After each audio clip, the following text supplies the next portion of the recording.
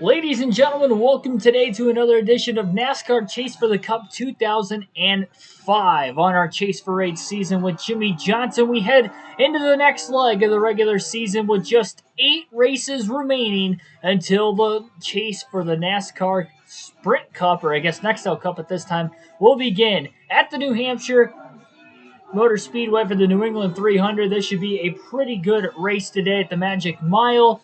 We'll have to wait and see. I think Jimmy Johnson's got a really dominating car here in this one. Was pretty good in the first practice session. Didn't even run in happy hour. Felt comfortable with the car. Qualified on the pole by a pretty decent amount as well. So I really do think that Jimmy Johnson is going to be one to beat here today. We'll have to see if that'll be the case. It is 300 miles, 300 laps after all. Anything could happen. Like, share, and subscribe for more daily NASCAR content. If you are new to the channel, well, you should like whether you are new or not to the channel, but subscribe if you are new. And enjoy the rest of this race over the next couple hours. Billy Kramer, Oni, and Joshua Rumsey, welcome on into the chat down below. Jimmy Johnson leads the field to the green with rookie Brendan Gaughan on the outside of the front row. Scott Riggs qualified third as well, so two rookies qualified in the top three. Johnson gets the advantage, though, in that inside lane. Virtue of qualifying on the pole, and he pulls clear off the exit of turn 2 with ease. Scott Riggs and Brendan Gaughan side by side for second down the back straightaway into turn 3. Ashton G, welcome to the stream as well. Dale Jr. forcing in there. They're almost 3 wide, and they may be 3 wide for second place. Ryan Newman to the inside now of Dale Jr. and Scott Riggs, as Brendan Gaughan has already lost 3 positions on the opening lap, and he's stuck on the high side now with Scott Riggs as Dale Jr. is clear into second off turn 2. Newman still on the inside of the 10 of Riggs.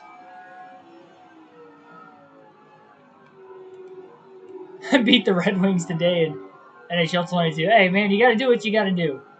What team did you say you were playing as on that game?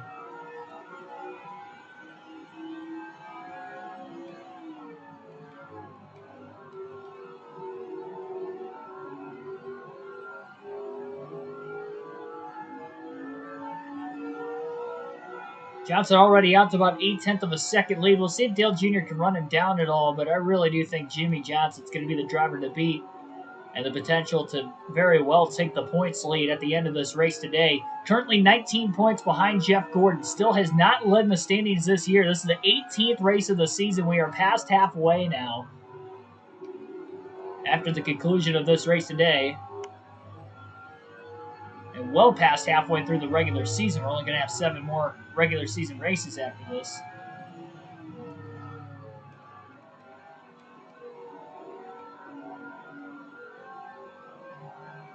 The Preds. Gotcha. Always loved their jerseys. Nashville Predators jerseys have, I mean, they're probably one of the best. Them, the Pittsburgh Penguins, like alternative jerseys, the black and yellow jerseys, those ones look really good. I really love the alternative Red Wings black jerseys with the red numbers. They haven't worn them in a few years, but a couple times a year they would wear them. I always love those jerseys too. Probably my favorite NHL jerseys. Something about the gold with the Predators jersey just looks really nice. Always loved the red on the Calgary Flames. I just felt like between that and their logo just made it really pop well.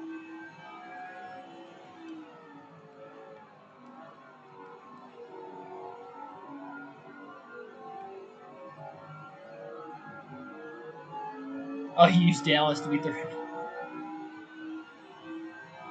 That's just not fair. Not even using your favorite team. Losing Arizona tonight. They on the West. Oh, yeah, you said at Arizona. My bad. Well, it's unfortunate if you can't stay up and watch it. I always hate whenever my teams play out on the West Coast. They start at like 10 o'clock. Never able to watch the game. Jimmy Johnson's led the opening 7 laps of this race. Got a 1-second race lead. Big thing for Johnson is just run your own race.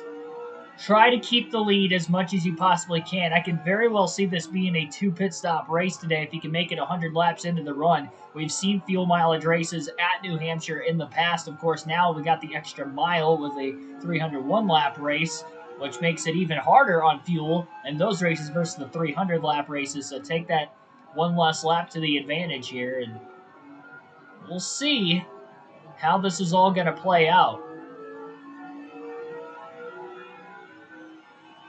Pretty tough to pass on this racetrack in traffic as well. But I just have a feeling Jimmie Johnson's going to have a very dominating night. Hendrick Motorsports has been dominant as a whole, winning the last 7 races. 5 of them won by Johnson. Jeff Gordon's won 2 of the last 7, and they're trying to go for 8 in a row here tonight. Johnson running the normal paint scheme once again this season. It's been a while. I don't think we've ran this scheme since like the 8th or 9th race of the year. I think Talladega was the last time we ran this scheme, so back to norm, at least for right now.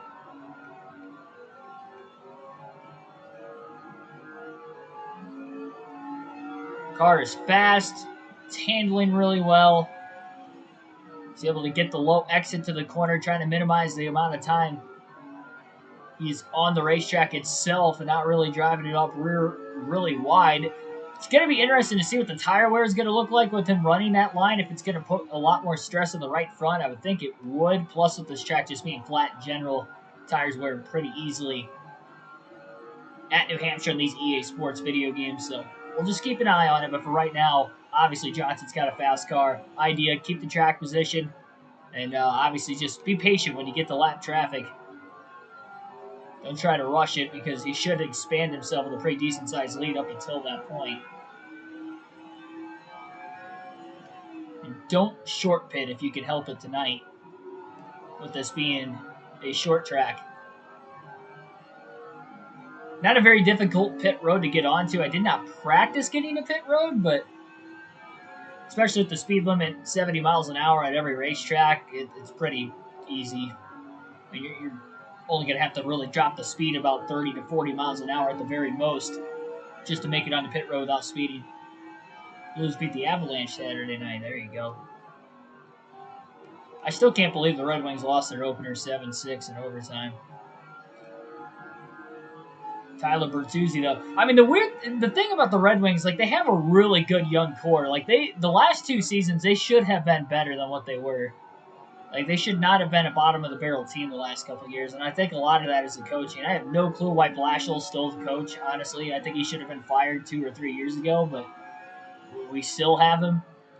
I think he's just holding these young guys back because they are very talented, and I don't think it's the players. If we can get a couple veterans around them, too, which we do, I mean, we kind of rotate them. We haven't, like, had a couple veterans with them and stay with them, though. It's kind of a rotating cast of veterans we'll sign in the offseason on like 1-year, 2-year deals, and not really, we just ship them away after that. But if we can actually get like a, someone like in their prime or somebody in their like, early to mid 30s to stay for, 3, 4, 5-year contract, that'd be ideal.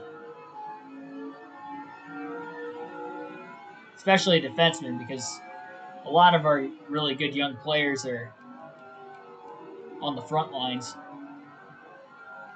DB Forever 85, welcome to the stream.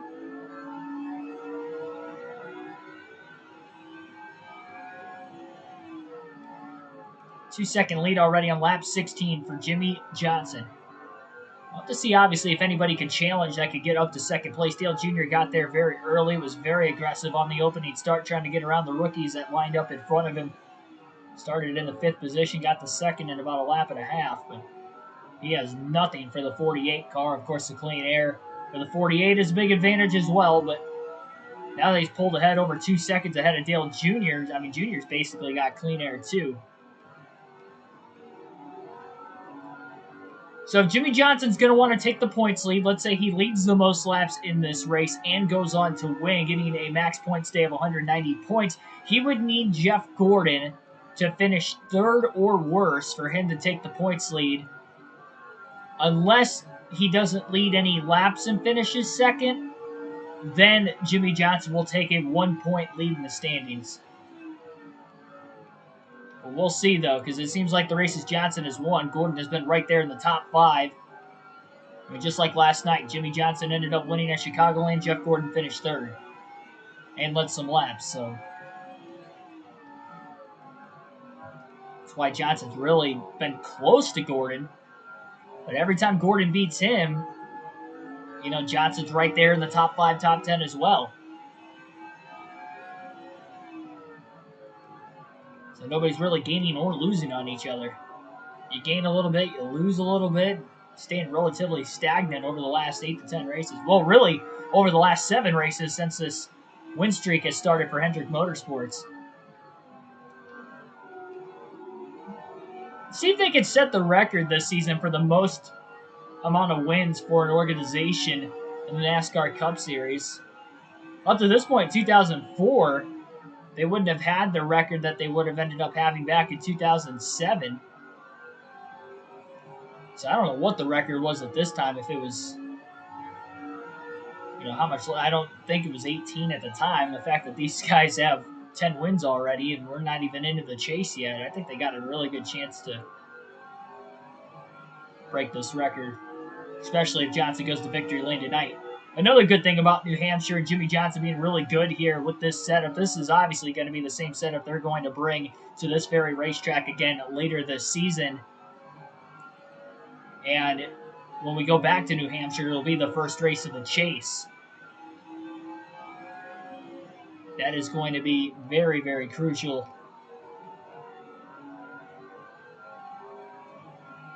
Played a full 18 holes today.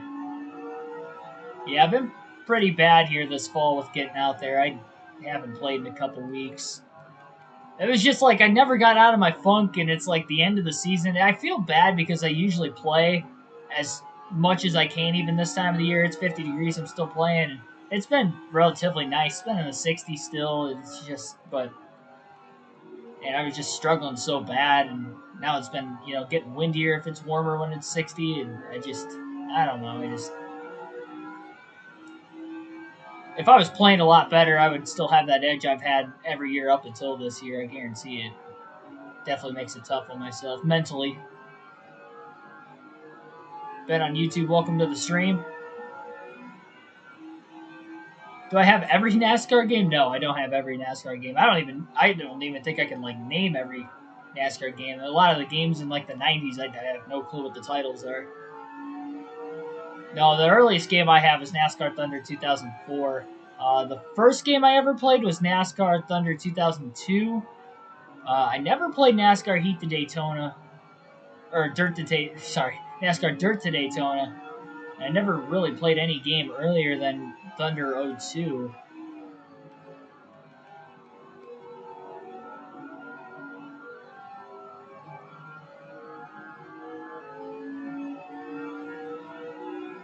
Haven't played 08 or 09 on the EA Sports games. I never played any of the Utechnics games, so there's a lot of NASCAR games I have not played.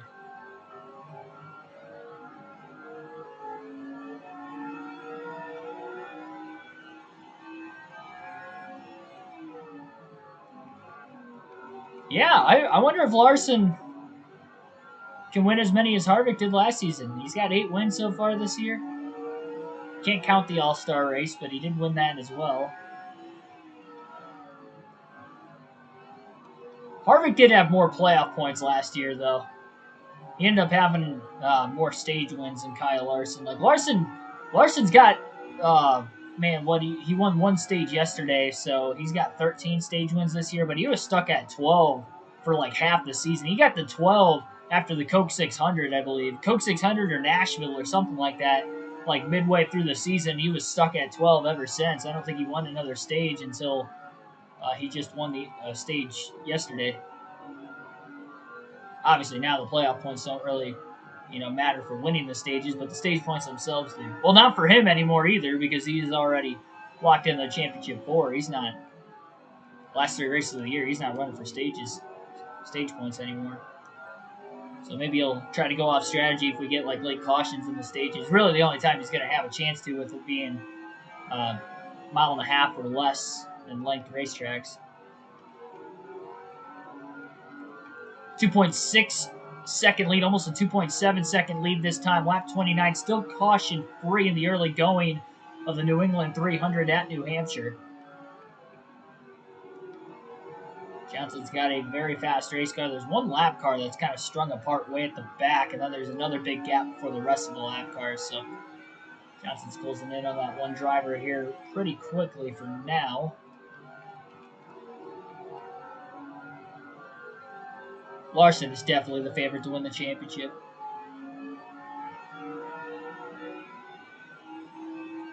How many of you guys watched the post-race analysis video I had uploaded a few hours ago by chance? If you haven't gotten the chance to watch it, do it and comment down below on that. Or if you have watched it, comment in the chat if you like the setup. I want to start keeping track more of the predictions I had from before to actually kind of make my post-race analysis a little bit different and just talk about those drivers' days, because that's really what I was doing yesterday during the race. I took a different approach. Yeah, I was watching the race, but I was keeping an eye on like every driver I had talked about as far as the don't have, the must have, and tried to like spotlight them throughout the course of the day. And then I talked about their day specifically, as well as Larson, who ended up winning the race. But Larson was my prediction to win anyway, so I guess I would have talked about him regardless. But and then I talked about the big points of the race, but instead of talking like only about the race itself, I wanted to add another element to it, or a different element to it, because there's a lot of NASCAR YouTubers that do post-race analysis videos or streams, and I just wanted to set myself apart there. And I think next year when we do the live commentary, we're just going to do a live stream after the race of the post-race, where I'll talk about the race after that. So we'll do like a pre-race, the race itself, then a post-race. So we'll stream a half hour before the race and a half hour after the race. Is what I'm planning on next year for the live commentary races. For the Cup side, at least. DB watched it. It was good. All right, there we go. Yeah, we didn't have any malfunctions with the audio like we did. Or not the audio, but the visual. I made sure of it this time. Yeah, so what happened last week was I had problems with it. And then, like an idiot, I deleted the video because I tried to save space on my laptop, thinking it was all right without actually, like, checking it first. And then I checked it, like, while it was uploading on YouTube, and it was frozen the last, like, 3 minutes of the video. I was like, oh, you've got to be kidding me. And I already deleted it, and I was like, I don't even have the film anymore. So I had to upload it the way it was. That was a rookie mistake on that one. That was really bad. I don't think I've ever done that before, and I know not to do that again. I have done it before where, like, I had deleted it, but I, was fine. I made the right edits and stuff, but I don't know why I ever really thought about doing that. I mean, it's quicker, obviously. Like, it's a quicker way of doing it, but you risk it not coming out perfectly like you want it to, and you can't fix it. I could have just cut the rest of it out, but I didn't want to do that because that would have been like talking about the winner and the must-haves and stuff like that. Like, I just wouldn't have been able to talk about that, and the video would have ended prematurely. It just wouldn't have. At least you guys had the audio to listen to it last week. I think that was the prediction side. I'll be more consistent with the post-race analysis videos. I think when I went to the Bristol night race, I ended up, like, I haven't really done a post-race since. Kind of fell out of the loop of it.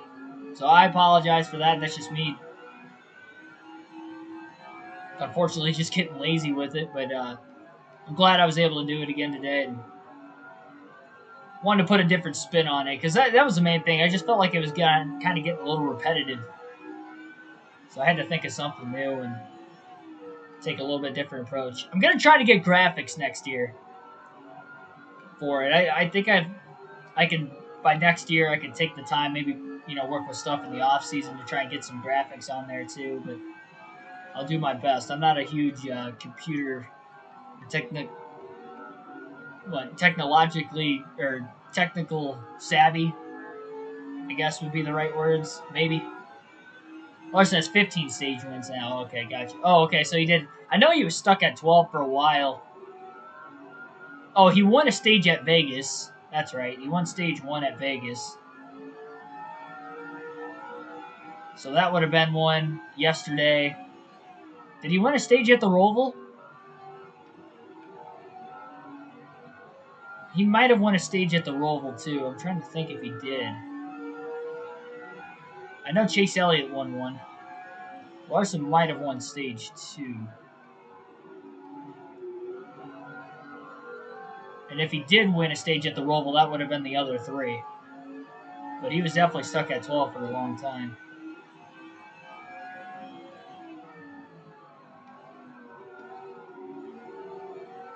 Might have been Bristol, honestly. If it wasn't the Roval, it was Bristol where he won a stage. Seal had a lot of laps in that race, too.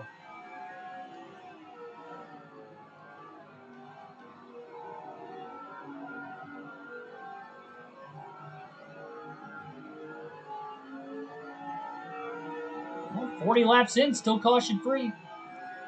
We've had 2 cautions in each of the last 3 races. Not a lot, but we've had a few. And I feel like this could be another one of those types of races. It's just going to be interesting to see exactly where the cautions are going to fall. Ended up having a fuel mileage race last night at Chicagoland. Jimmy Johnson and Chad Knaus outclassed the field, making it on 3 pit stops. Everybody else pitted for 4. Johnson had barely enough gas to the end of the race, was on fumes, enough to the point where in the victory celebration when he was doing the burnout, he ran out of gas during the burnout after a couple donuts. So he definitely didn't make it by much on fuel, but he ended up making it and kept the Hendrick Motorsports streak going. Hasn't hit halfway on gas yet. If he can make it to lap 50 at least up until then, it could definitely be a 2 pit stop race today. Quite honestly, I think Johnson's just going to stick with that strategy, whether a caution comes out or not. At least for right now, that's the plan. So Ricky Craven was that slow car a little while back. He's holding up the second place car who was getting away there for a little bit. Johnson's got about a 5.5 second lead now, just continuously growing it since the start of the race. Jimmy's going to be catching lap traffic himself here within a few laps. Probably less than that. The 178 car will be the next lap car in front of him. You can also check the community tab on the channel. And you click on my channel on YouTube, and you can see the weekly streaming schedule. I'll be posting those every Monday, probably in the morning. Honestly, I was typing it up last night after the race, and then I was pretty much got the rest done this morning with being off of work on Mondays. Well, contact the 178 almost turned the 147, and Doug Ferguson, he was all over his back bumper. I think he was trying to get out of the way of Jimmy Johnson. He almost turned the car in front of him, moving up the track. He was all over his back bumper like halfway through the corner. Ferguson got very lucky that car didn't just turn right around on him. Kyle Petty, Scott Wimmer side by side. Wimmer going wide. A lot of rookies in this 2004 season. Saw a couple of them qualifying up at the front. Casey Kane's a rookie this year, as well as Brian Vickers. Kane still in the chase right now. He's 9th in the standings coming into this race. Of course, again, Wimmer is another. Final 4 was Larson, Kyle Busch, Denny Hamlin, Chase Elliott. You had the same championship 4 as me, except I had Blaney over Hamlin. The only reason I had that was because Blaney had a better average finish at these tracks compared to Hamlin. I trusted Hamlin more as a driver, but I figured Blaney had a better average finish, and he has more playoff points than Denny Hamlin. Specifically, that was coming into the playoffs. Obviously, Hamlin's got 2 more wins since, so they're really close on playoff points. But at the time of me making my predictions before the playoffs started, Hamlin didn't have a win yet, and Blaney had 3, so it was a big advantage for Blaney, and Hamlin didn't win the regular season title. Otherwise, he could have gotten an additional 15 playoff points, but he wasn't able to. Larson beat him out in those last few races.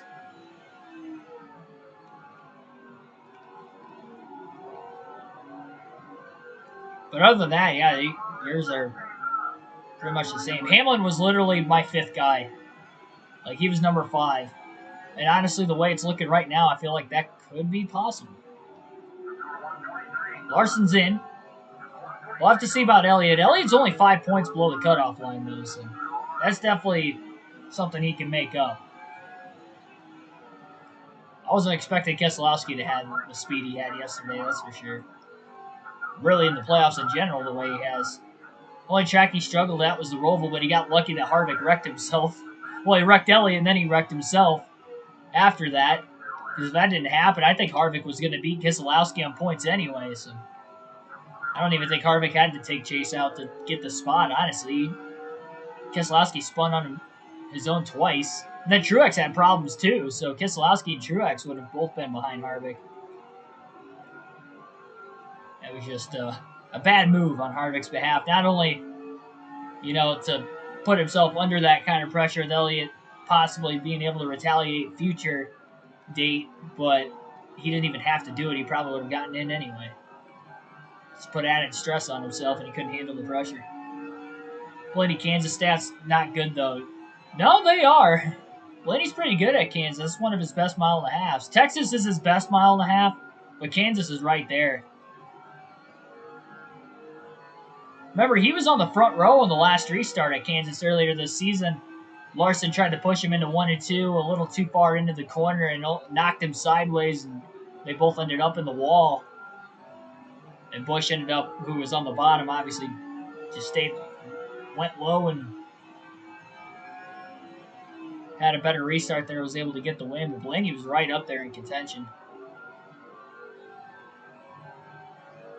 And he's had good runs at Kansas. Like, he's not like a race-winning contending car at Kansas, but he's just consistently like 4th through 7th most of the time when he runs at Kansas. He gets good finishes there. I think he finished 7th in the playoff race there last season, if I remember right, too. I'd say Hamlin's better at Kansas, but Blaney's pretty good. And like I said, it was the playoff points was the deciding factor on me picking Blaney over Hamlin before the playoffs started. Now they're a little more equal, but Blaney had the most stage points of anybody yesterday outside of Larson, but Larson's already in the championship for us, so he doesn't have to worry about him.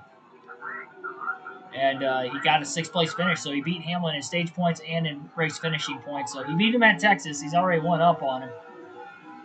He'd have the tiebreaker as of right now, too. So.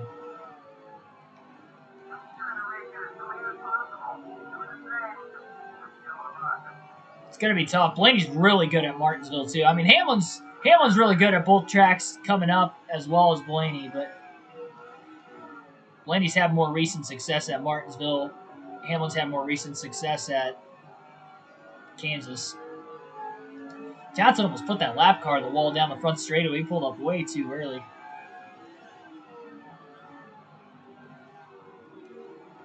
NASCAR 21 said that you get early gameplay the day before it comes out. Well, if you pre-ordered it, you get it 2 days early than the actual release date.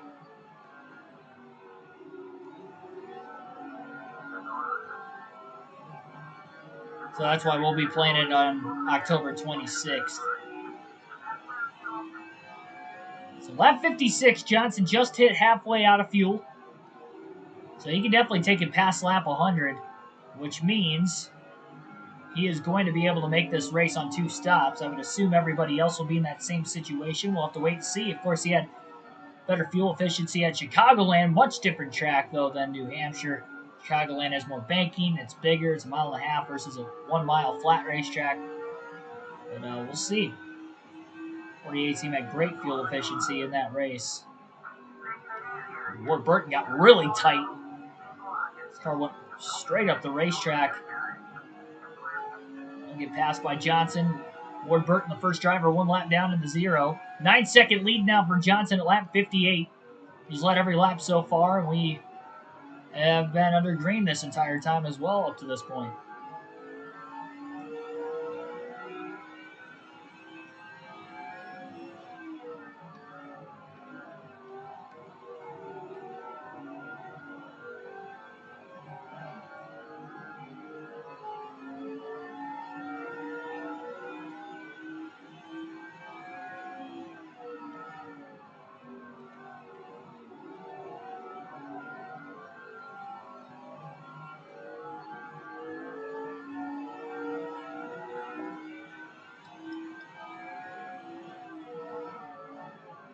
We're going to alternate through the different camera angles for the first time in the early going of the race tonight once we get back to the start-finish line.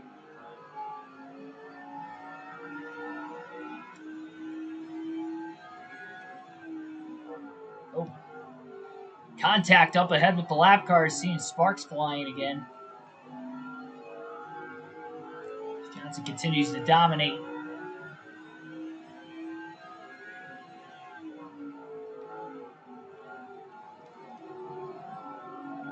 No, we still got about another 40, 45 laps until we hit pit road, but this car is virtually spotless right now. Hoping he keeps it that way. Lap cars have been really good with him, too. They have been going wide, giving Johnson plenty of room. He's had no issues trying to pass any of them up to this point as well, knock on wood.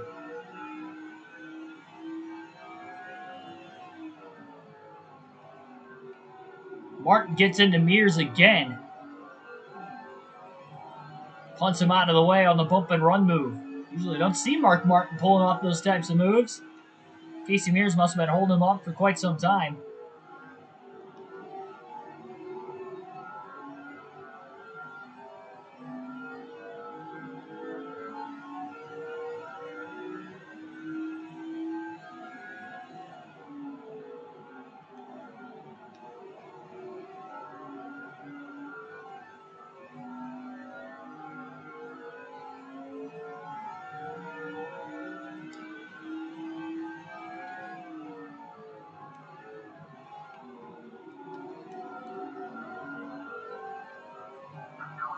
Right, Blaney's good. Oh, did you check racing reference or something?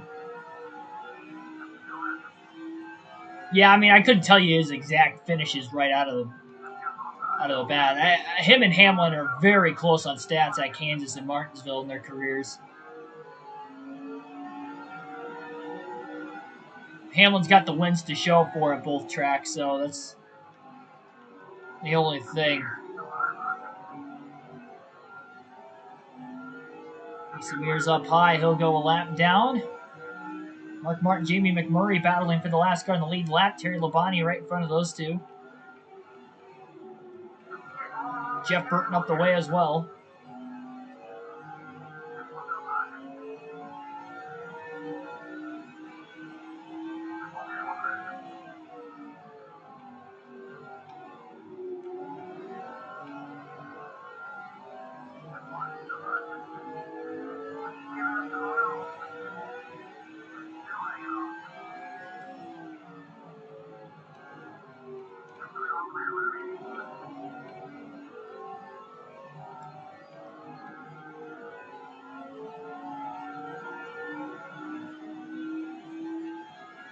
Yeah, Blaney won both stages at Martinsville in the spring.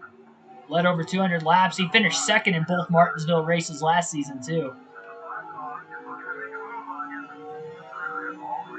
If it comes down to a close points battle between Truex, Blaney, and Hamlin, or Elliott for that matter, too, like if those four are tight on points after Kansas for the final spot, like say if Busch won at Kansas this week, that is going to be a crazy good battle. Truex is going to have to make up quite a few points for that to happen, though. But I mean, we'll see. It could be a really good. All four of those guys are really, really good at Martinsville. Could easily go out and win that race.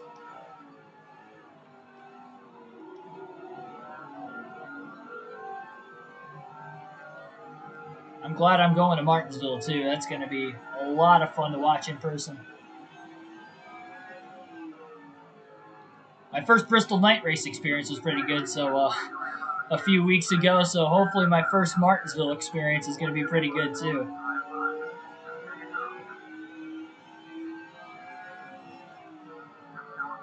Three wide into turn three rather. They were basically three wide all the way off the exit.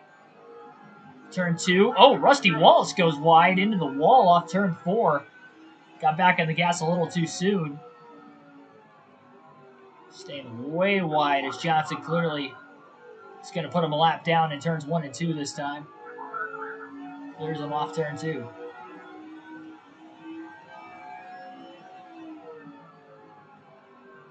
Yeah, you are probably going to see a lot of Larson's. That, and he hasn't been in a NASCAR game in a couple of years, too. So think the combination of those two things you're probably going to see, especially if there's like a driver rating for the offline play, which I hope there is.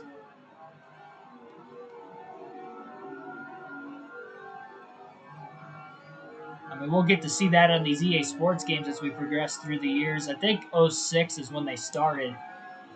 2005 doesn't quite have them yet, but we'll end up having a driver rating. I know 07's got them, so I'm going to guess 06 probably has them too. I'm not 100% sure. I can't quite remember on that. Brian Vickers, Jeff Green down low. Or up high, I should say. Johnson went down low 3 wide under them both. Cleared Vickers, has not cleared Green yet. Now he'll clear him on entry into 3. Vickers follows the 48 to get by the 43. Albani went really wide off the exit of turn 2. You can definitely tell they're struggling on older tires compared to the 48 of Johnson.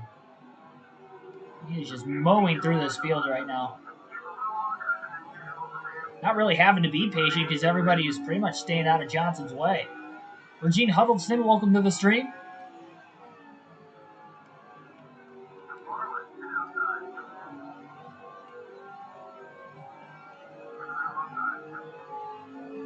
Yeah, I actually, we've been getting a lot of rain here the last few weeks.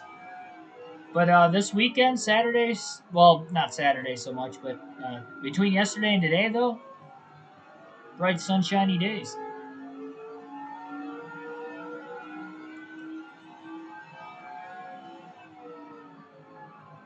There's Jeff Gordon, and he's back in traffic a little bit here, stuck in between the 77 and the 88. Brendan Gaughan and Dale Jarrett looking low to try and pass Jarrett right now, but he is not in position to finish in the top 2, which would mean if Johnson goes on, leads the most laps, and wins this race, Jimmy's going to have a really, really good chance at taking his first points lead of the season with just, well, after this race, only 7 races left until the chase. Be a good time of the year to take the regular season points lead. He won the first road course race at Infineon, too. We still got to go back to Watkins Glen in a couple races. That'll be, I believe, Wednesday night. And we got a Crown Jewel event coming up next tomorrow night, the Brickyard 400. That will start at 6 p.m. Eastern Standard Time.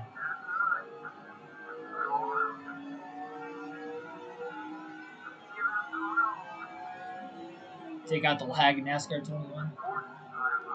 Talk about like for online or where you...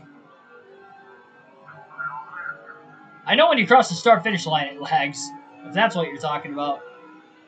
That's pretty bad. I mean, it was really bad at Gateway. We couldn't even get to the end of the race. Cross the start-finish line, it just stopped. It wasn't even a lag. It just completely stopped.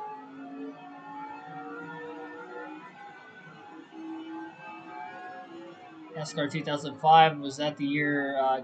Yeah, in 2005, yes. But it would be NASCAR 06 would be the video game. He would be a rookie because it's kind of backwards. Like this is the 2004 season. Contact with Robbie Gordon off the exit of the corner. Very, very light. See, Rafi's already got a donut from somebody else on his race car, too. And now the Biff is the last car in the lead lap. Well, if the Hendrick Motorsports win streak is going to continue, it looks like it's going to all lay in the hands of Jimmy Johnson today, but considering how fast his race car is, I think he's got a really good chance to have this work out for him. Just needs cautions to play his way as well, though. Fast car and a good driver in NASCAR can only do so much at times.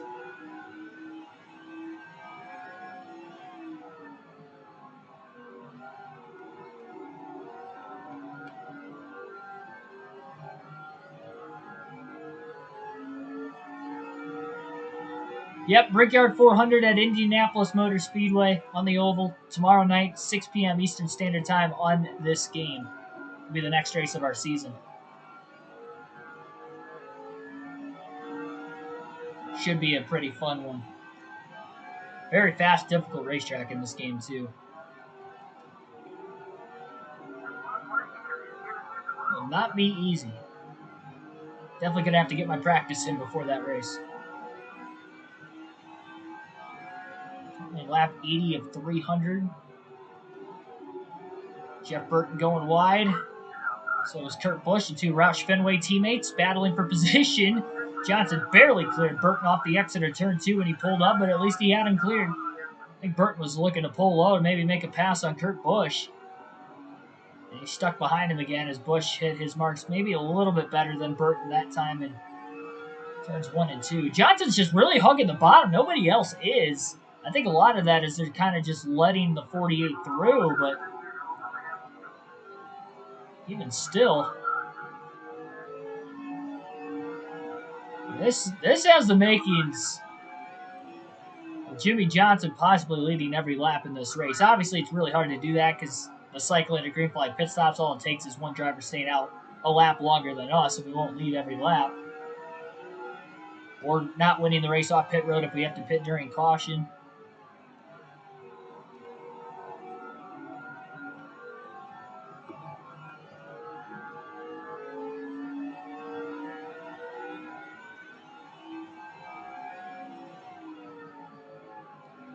Why you always just got to watch the whole race just to see exactly what's going to go on.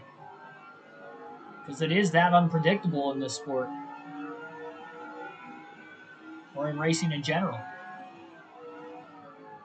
Every lap, every second matters so much. Even over the course of a longer 500, 600 mile race.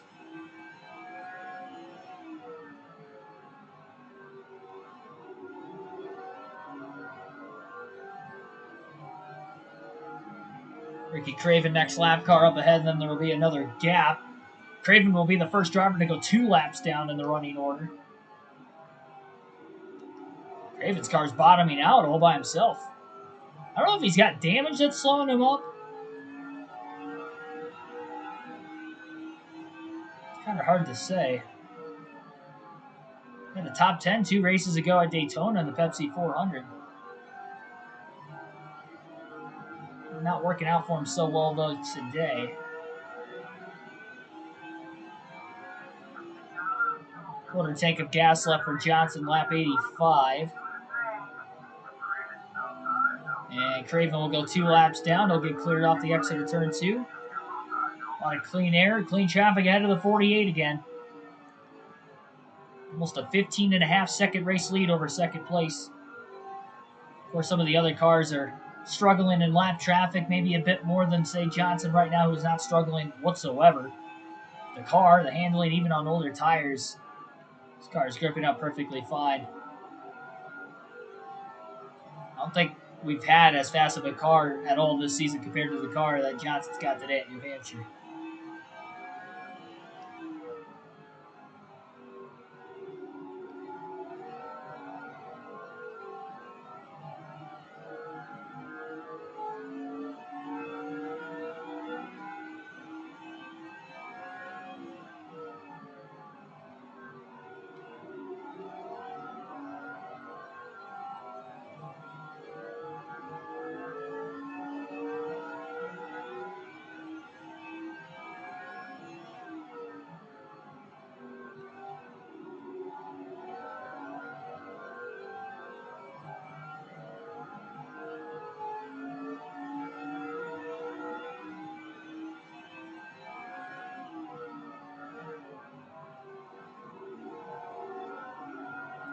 I might max out on my skill points before the first pit stop of the race. And just kind of looked up on the upper left-hand corner of the screen and was looking at that. That'd be crazy. I don't think I would have ever done that. I don't think we've led every lap of a race leading in the first pit stops, like, ever. I think the closest we were was actually Daytona 2 races ago. We led about the first 30 laps of that race.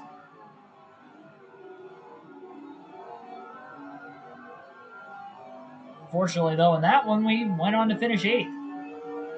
Of course, Daytona, a more unpredictable track as it is than New Hampshire, but again, that's just all a part of racing. Why you have to battle every lap. Be very strategical and very smart as well. When to make your passes, when to make your pit stops.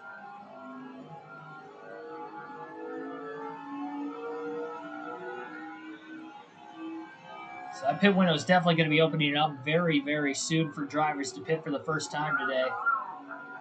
Nobody has made their stop yet as Johnson comes to lap 91 off of turn 4.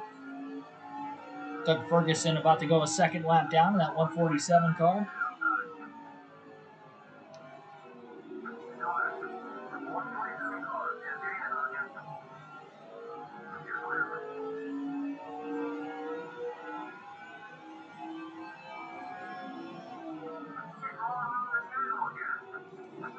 Rookie Casey Kane having another solid top 10 day up to this point. There he is in the 9 car. He's the last car in the lead lap right now, just past Kyle Petty in turns 3 and 4. Petty 1 lap down already, about to go a second lap down. And we have our first set of drivers making their way onto pit road. At lap 92, green flag pit stops will begin. Johnson's just definitely going to have to make sure he doesn't run over anybody, making their way onto the pit lane. Casey Kane dives down. Johnson kind of figured he was with how low he was halfway down the back straightaway and went to the outside of Kane. So Kane, that was actually a really good decision for him to pit there. Pit now, try to gain whatever time you can on the 48. Hope for a caution after everything cycles through so you can remain on the lead lap assuming they don't have a bad pit stop.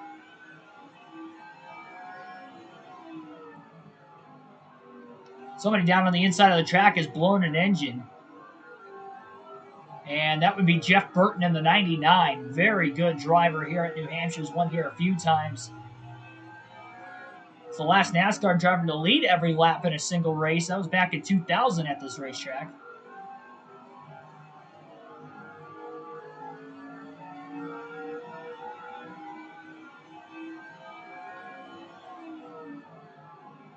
But unfortunately, his day will come to an early end. He was outside the cutoff line coming into the race as well, so he's going to lose more points on that chase cutoff line. Wimmer really pinching Johnson down as Johnson slid the tires. Kevin Harvick coming out of the pit lane. Jimmy had to check up a little bit. Pulls clear of the 29 car at least. Oh, contact with Wimmer. I think Wimmer's wanting to come into the pits. Probably why he was pinching Johnson down as much as he was that last lap. And now here comes Harvick to the outside. Get back around the 48, but he goes really wide on the high side. Didn't really pinch the 48 car down that time. Johnson's clear off turn 2.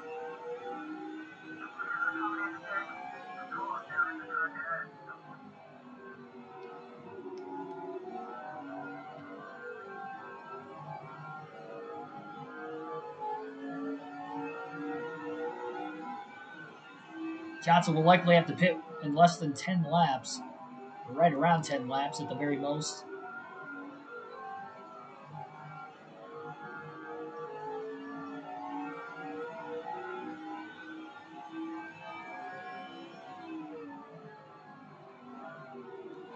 Some contact in that group of cars up there. 143, Rocky Perry drives onto the pit lane. Tony Stewart, Joe Nemechek go wide to miss him.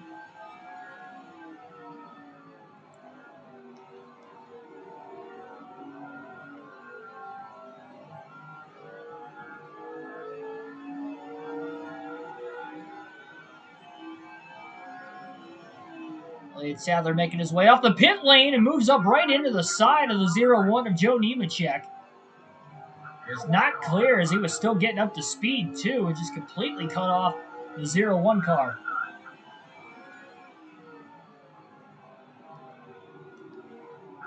Nemechek going to go wide. Not sure if he has hit pit road or not yet. Sadler underneath the 107 of Greg Hicks down the back straightaway. 1/8 of a tank of fuel left. Tony Stewart coming into the pit lane. Johnson checks up as Stewart made a very wide entry. Nemechek and Harvick side by side. Nemechek gets the run to the outside of the 48. Good wherewithal by Johnson to check up in time before running into the back of Stewart.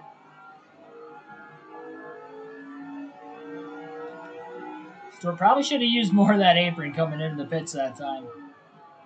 Didn't help Johnson was side by side, of course, with another car. No choice but to lift there. Probably been the most dangerous part for Johnson's day. He's just trying to watch all these cars coming in and out of the pit lane. Didn't think that was going to be as big of an issue today. 100 laps complete now. 200 laps remain at the Magic Mile at New Hampshire. If you're just tuning in, Johnson's led every lap so far. We're in the middle of green flag pit stops right now. Jimmy has not made his stop yet. About a 20-second lead over second place. A lot of the lead lap cars have already pit, but not all of them. Of course, Johnson being one of those few drivers that still has to pit. We led every lap in a Busch Series race on the channel. We have not done that in a truck race. I think we did it in a modified race, but I'm not entirely sure. I know we definitely did in a Busch race, so we'll see if we can do it in a cup race for the first time on the channel on this video game.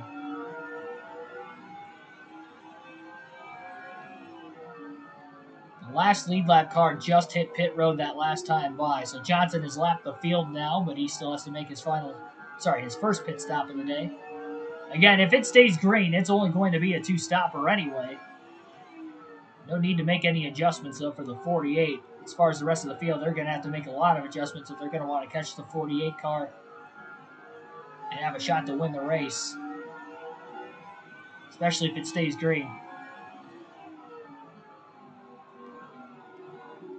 We've had 2 caution-free races this year, though it has been a while since the last one.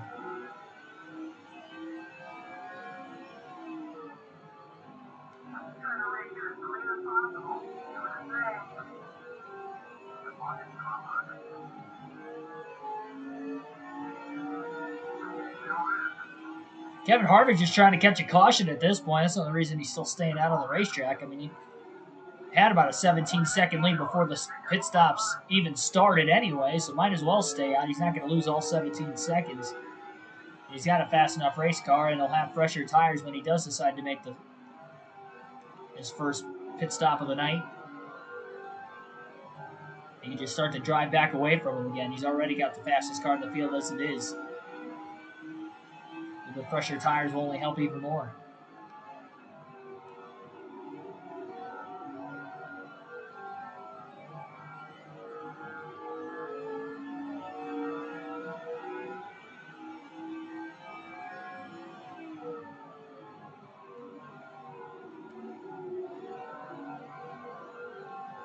There it is, fuel tank almost empty. Jimmy can go at least a few more laps yet. Lap 107 at the start-finish line now for Johnson. Hopefully no mistakes on the 48 crew. All 3 stops they had yesterday were very clean, very fast, and very efficient. So see if that Lowe's crew can do the same thing again here tonight at New Hampshire.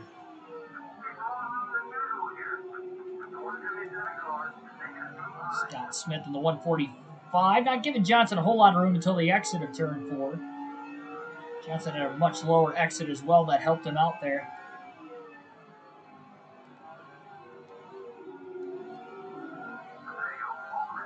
He's Scott Riggs, next car in front of the 48.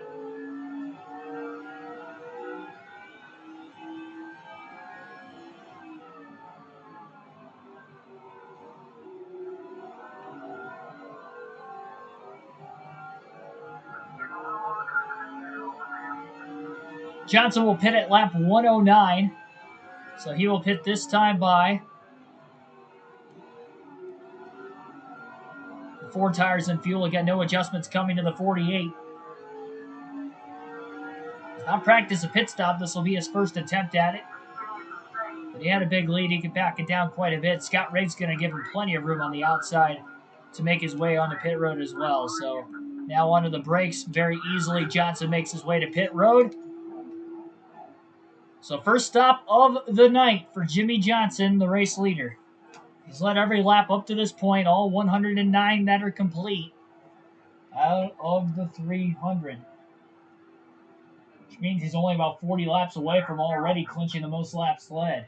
Hit that like button down below if you haven't already. Again, subscribe for more daily NASCAR content as well. We got 7 likes on the stream already tonight. Not even halfway home, so good job, guys.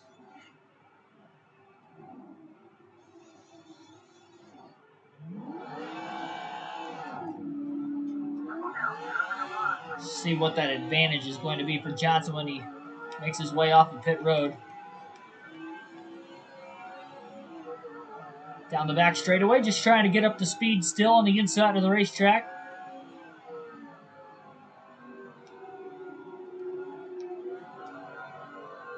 Waiting for that interval to cycle all the way back through. But Johnson easily holds on to the lead as we expected. He builds out enough of a lead so far. So through the first set of green flag stops, Jimmy Johnson has led every lap. See if he can do it the second time through. A 19.3 second lead as well. We'll see now from this point what kind of adjustments everybody else made. Jimmy's going to have a little bit fresher tires for about a 15 lap stretch roughly.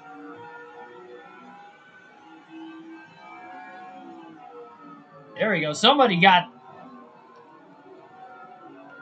the word and hit that like button. Thank you, whoever it was. Now up to 8 likes on the stream.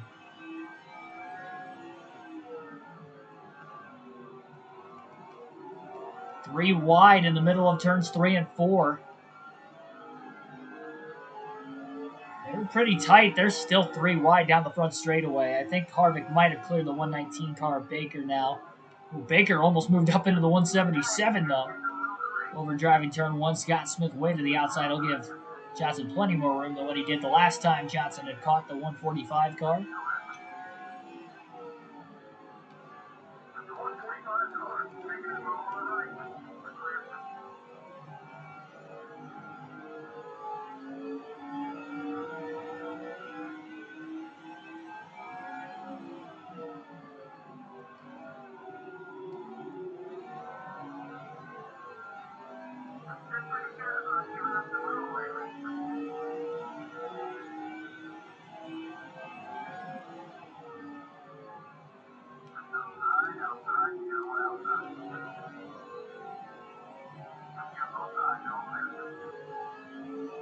Kevin Harvick, last car in the lead lap in the 29.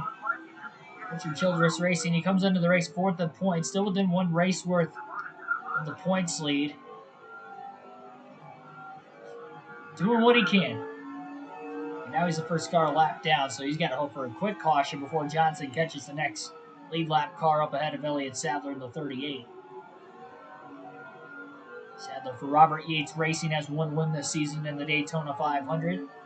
Sadler coming into this race off 3 straight DNFs, though, and that has really put a little bit of a halt to how good of a season he had up until those 3 straight DNFs. He was 8th in the point standings, was looking pretty good. All of a sudden, now he is over 100 points behind the cutoff line in 12th. Looking solid early on, but just really got to hope that Yates' engine doesn't expire before the end of the race.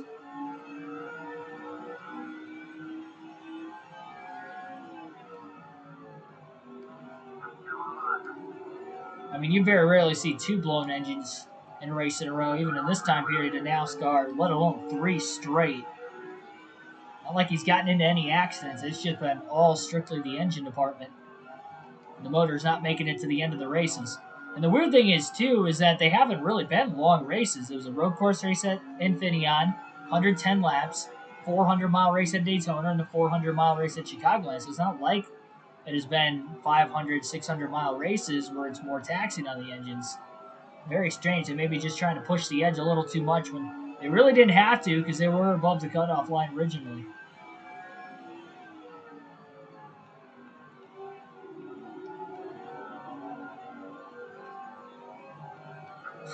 Yeah. Yep, I still use Yahoo Mail. Welcome to the stream. I didn't even know that was a thing anymore.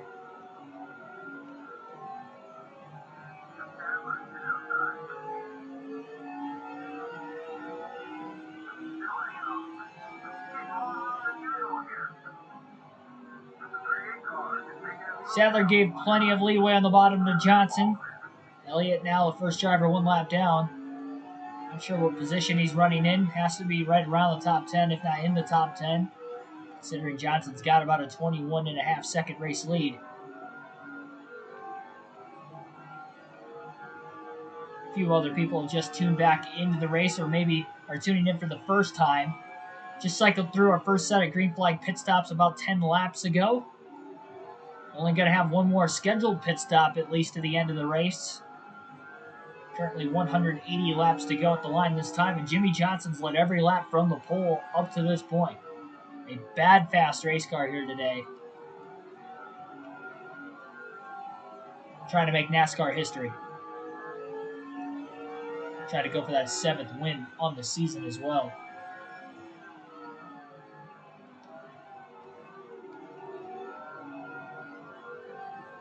This is a tough video game, and we're trying to put together as good of Kyle Larson numbers as we possibly can.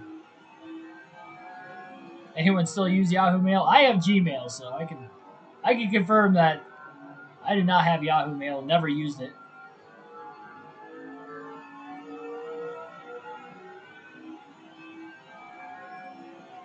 Forgot it was even a thing until you brought it up, to be quite honest.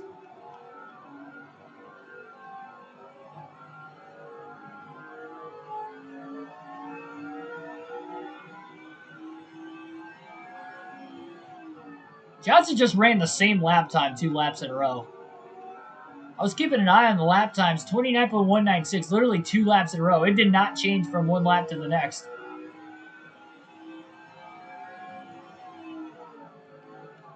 Talk about consistency. What's this lap going to be? If it doesn't change again, it's got to be broken. No, I got a little bit faster that last lap. 29.133. I swear it did not change 2 laps in a row, though. Feel old now.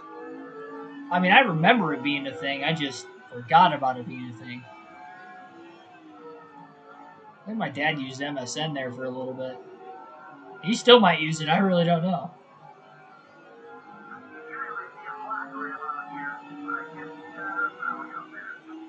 Even faster that last lap for Johnson, 29.122. He hasn't had to really work through any lap cars the last 4 laps, so either. He will this lap, though. He's underneath Mark Martin off the exit of turn 2. Hasn't quite cleared him yet. And it looks like Mark is going to go a second lap down into turn 3.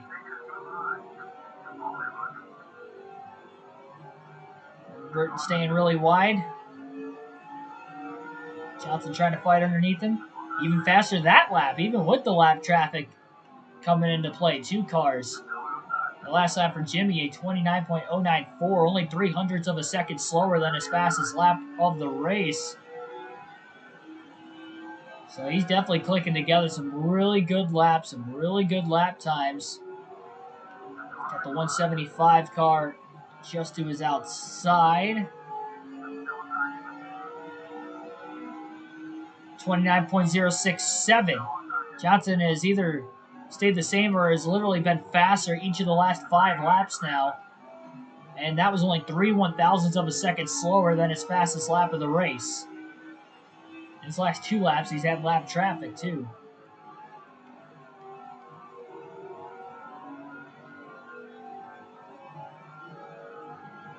Johnson trying to go for his fastest lap of the race. Nope, 29.079. So a little bit slower that lap. But still really fast.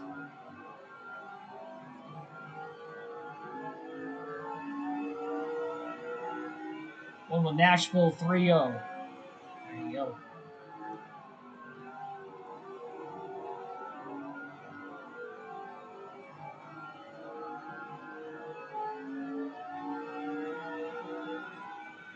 There it is, fastest lap of the race for Johnson, 29.061. He's been in the 29.0s 4 straight laps. He's got about 20 laps on his tires, which isn't a lot, but it's not like they're exactly fresh either. Seems like as that air pressure builds up, he's getting a little bit quicker.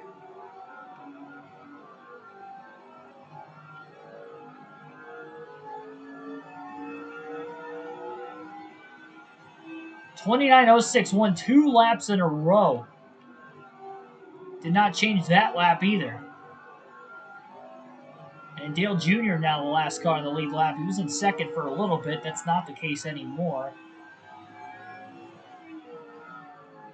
Johnson's got about a 23.6 second lead. See if Jr. is going to stay out of the way, much like the rest of the lap cars up to this point. 29.067. I mean, these are really good laps for Jimmie Johnson. He is just putting together some solid times. Johnson, about half of his car on the apron that time, though. This is probably the easiest track in this game to hold the apron. Being pretty flat all the way down, and Junior tried to squeeze him as much as he could, but he just does not have the race car that Jimmy does.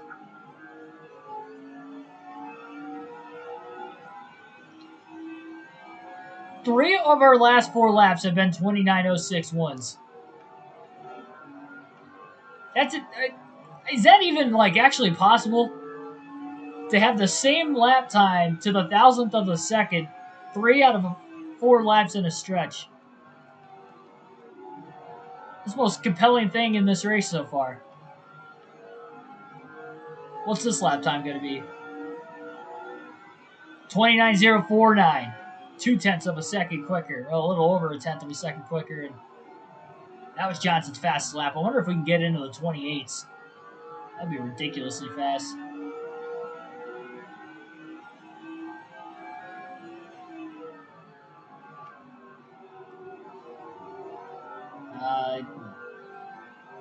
Couldn't quite get the rotation down to hook that yellow line that time. Yeah, it was about a full tenth of a second slower. That might have been the broken streak. I don't know how many laps in a row we were in the 29.0s, but it was a good amount.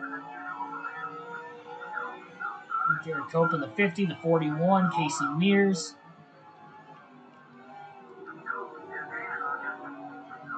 Yeah, okay. Like how my crew chief's like Cope's game tonight. When has Derek Cope ever ran down Jimmie Johnson? 29.046. So much for the momentum being broken. He just ran another fastest lap. Johnson didn't make any adjustment changes either under that first pit stop. I mean, he is just hitting his marks about as well as he can. He's running maybe a tad lower off the exit of the corners. He's using up maybe more of the right front, but he is digging right now. 29.064.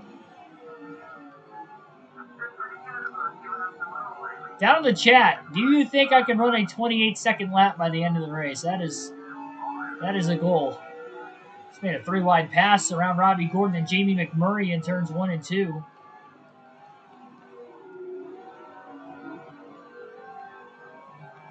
As compelling as Jacksonville winning in London yesterday. Yeah, really.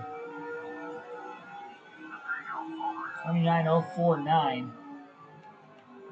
Jeff Green, Doug Ferguson, making it 3-wide for Johnson as Jimmy tries to stay low and go. Did a great job in a narrow situation there. Jeff Green didn't give him a whole lot of room, but being 3-wide at New Hampshire, you gotta expect there not to be too much room.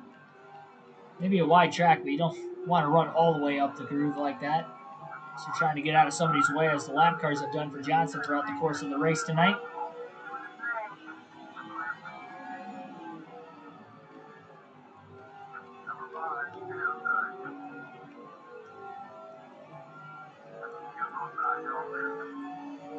Almost halfway home. Because Johnson's led every lap, once we hit the halfway mark, he will clinch the most laps led, assuming he continues to lead up to that point. Definitely doesn't plan on pitting anytime soon. It's basically determining on if we'll get a caution or not. That's the thing. The free pass will be available even if he laps the field, so that doesn't mean that he has won the race. That the race is over if he laps the field. We get one caution, that driver's back on the lead lap.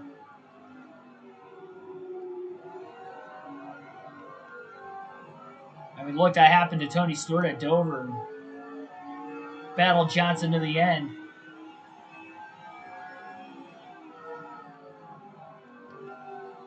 Jimmy still went on to win, but he put up a fight.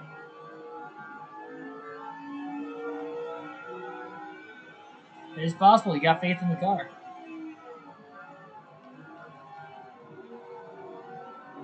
It's going to be tough to do. I mean, to pick up 0.4 of a second. We picked up 0.2 this run, but 0.4 of a second is a lot. And ideally, we're only going to have one more pit stop today. So as this run carries on, I just don't see those lap times being able to stay super, super consistent like that for very much longer into this run. So we're basically banking on picking up more speed on the next one.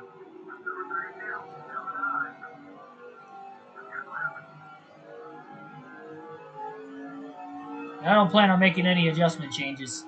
Oh, wow, we just hit it. Well, that didn't take long after mentioning it. Wow, what a fast lap. 28.980 for Jimmy Johnson that last lap. I thought it was going to take most of the rest of the race to get to that. He literally picked up about 0.6 of a second compared to his prior fastest lap.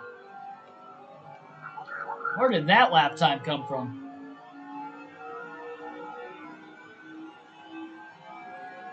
Back into the 29.0s the next lap.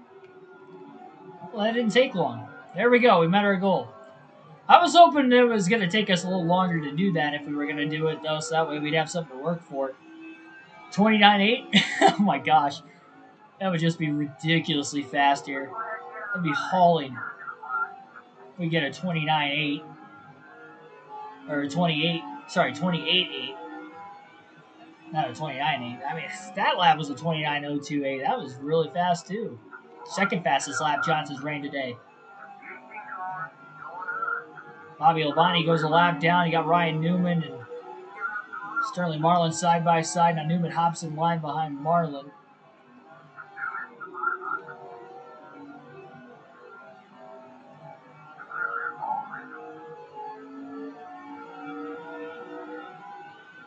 .28.995. Second lap he has gotten into the 28-second lap barrier now.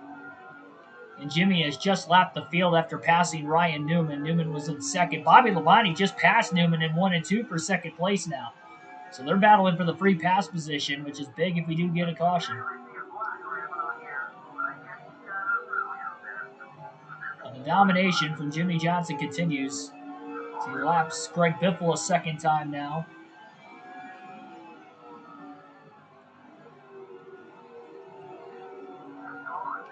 NASCAR Heat 5, I can never run 28-second lap at New Hampshire. Yeah, that is just stupid fast.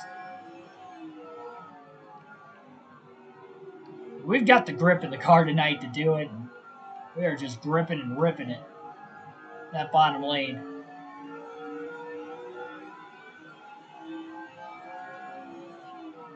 Got almost as much horsepower, though.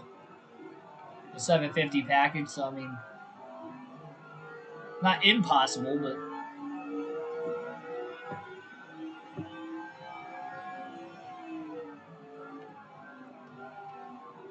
I'm just basically trying to run qualifying laps every lap of the race. That is the focus, so that Jimmy Johnson's got, even with a gigantic lead. Really showing himself as a championship contender tonight. So it sounds like somebody's coming back onto the racetrack after blowing an engine earlier, and it did sound like it was Michael Waltrip in the 15. Waltrip comes in the top 20 in points, but he's looking for all the points he can get if he wants to make the inaugural chase. He's going to be really, really slow on the racetrack. Hopefully he doesn't end up causing an accident throughout the course of this one. That big lead that Johnson has would go away.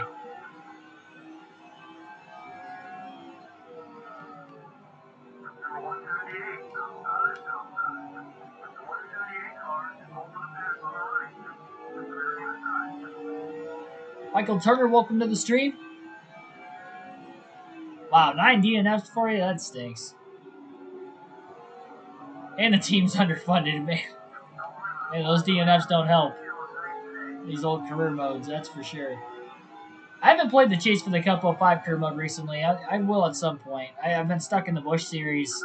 I got like 8 races left or something. I just haven't ran it in a while.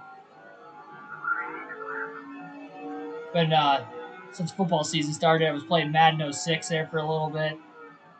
And made it to the NFC Championship game on my franchise mode there.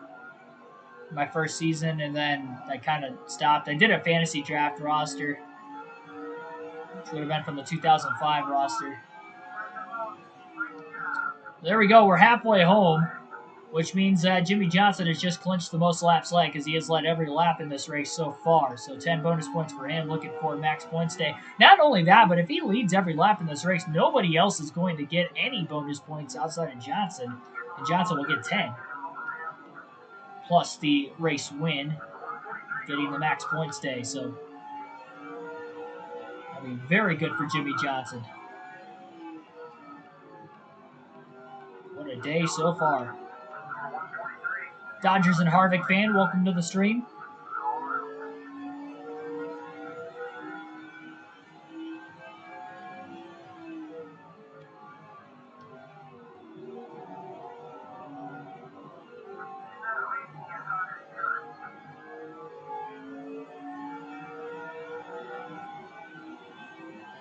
I'm a little excited to see what the career mode is going to look like because we don't really have many details on what the career mode is going to be for NASCAR 21 Ignition. It will be new, so I don't think it'll be all that great, but it'll be new, so we'll have fun with it. Rusty Wallace really slow. Maybe it was Wallace and not Waltrip. I think it was. I think Rusty Wallace is the slow car on the racetrack.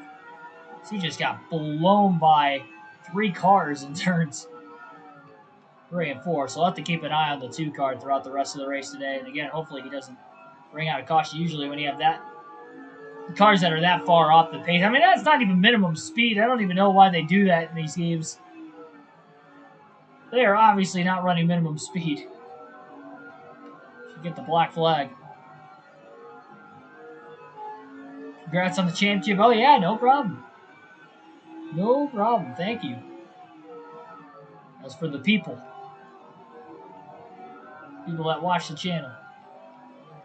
Yeah, definitely a thrilling race. It wasn't anticlimactic. It still came down to the final lap. Hamlin was closing there, but he had a few cars in between us and him. And once we got back down to the bottom, getting into turn 3, that pretty much sealed the deal. I'm stuck on the top. If I would have been stuck on the top through 3 and 4 again, it might have been a little bit closer, but I was able to get to the bottom, and that pretty much sealed it because there wasn't any momentum on the top. That's why we were going backwards up there. So there would have been no chance Hamlin could have jumped up there and gotten us off forward past not only us, but he would have had to pass the 2 cars in between us too.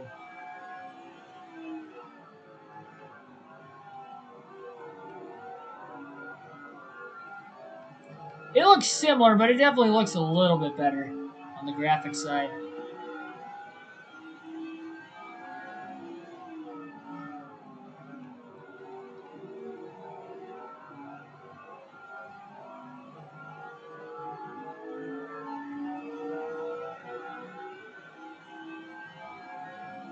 Oh, you had a championship for Talladega too? Well, congrats on your championship.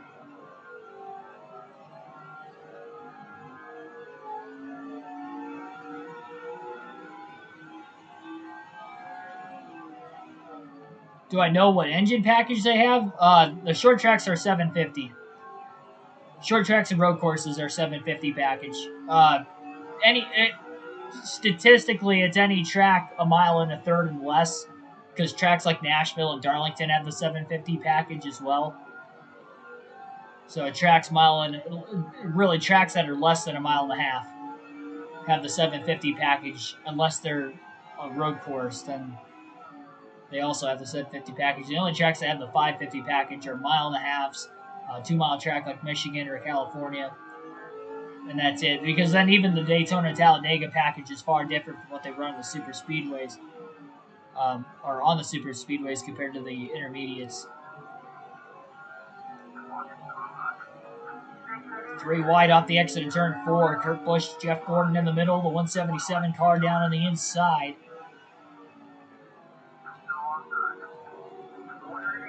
Ricky Rudd right in front of him. How did Jeff Gordon break out of that middle lane to stay in front of the 97 and Busch and get around Ricky Rudd as well?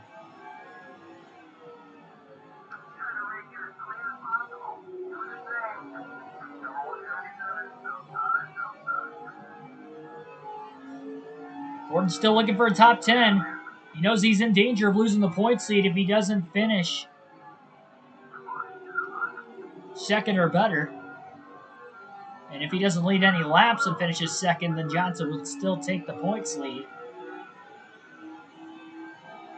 So deep deficit here tonight for Gordon. He may lose that points lead he's had for quite some time. And Jimmy Johnson will finally get there. Now, Gordon hasn't led in points for too long. Ryan Newman was leading for the longest time. Harvick led at one point. I think Kenseth led the first couple races of the season. Obviously, Elliott Sadler won the Daytona 500, so he led after the first race. When Johnson gets around Jeff Gordon, there's slow car of Rusty Wallace down the back straightaway. He's not that slow down the straightaways, I guess. He's super slow in the corners. At least he's staying to the outside and out of the way. I can commend him for that. Not just taking everybody's line away every single time they get into the middle of the corner.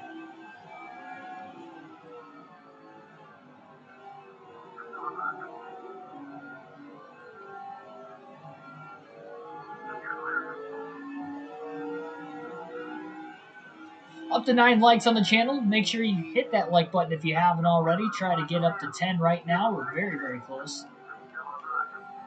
Great job with that up to this point tonight. Just past the halfway mark. Oh, boy. Johnson pulled up a little too early on Baker in the 119 car.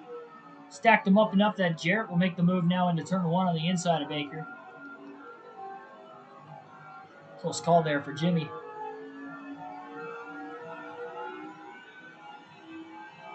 Excitement for the new game is growing. Yeah, it was exciting at first, then it kind of dimmed down a little bit because they announced it like 2.5 months before the game released, when the release date was going to be. But really, especially since NASCAR Heat 5 ended for myself, I'm definitely looking forward to it. Which would have been last Thursday. There we go. Now we're up to 10 likes. Appreciate it, guys. Hopefully you're enjoying this as much as you possibly can. Johnson has put an absolute beating on the field, but again, one caution changes everything. Because that would give the second place car the free pass and get him right back on the lead lap. And we know how cautions breed cautions. Yes, we've only had 2 cautions in each of the last 3 races, but they've literally been within 10 laps of one another. So we get one caution, we could definitely see another one immediately after. And that driver all of a sudden is right on the back bumper of Johnson, depending on what the pit strategy looks like. Things can get pretty interesting. Yeah, only 8 days ago. A week from tomorrow. I'm not bummed I'm going to Martinsville by any means. I'm going to do my best to get some videos out. You'll likely see career mode videos not start until that weekend. I think I'm going to live stream. What I planned on doing was I'm not going to live stream the career mode videos, but I will do full races if it's possible, which it should be. So do the full races for the career mode. Chop it up into like 20 to 40 minute videos for you guys. Still do the live commentary side of it.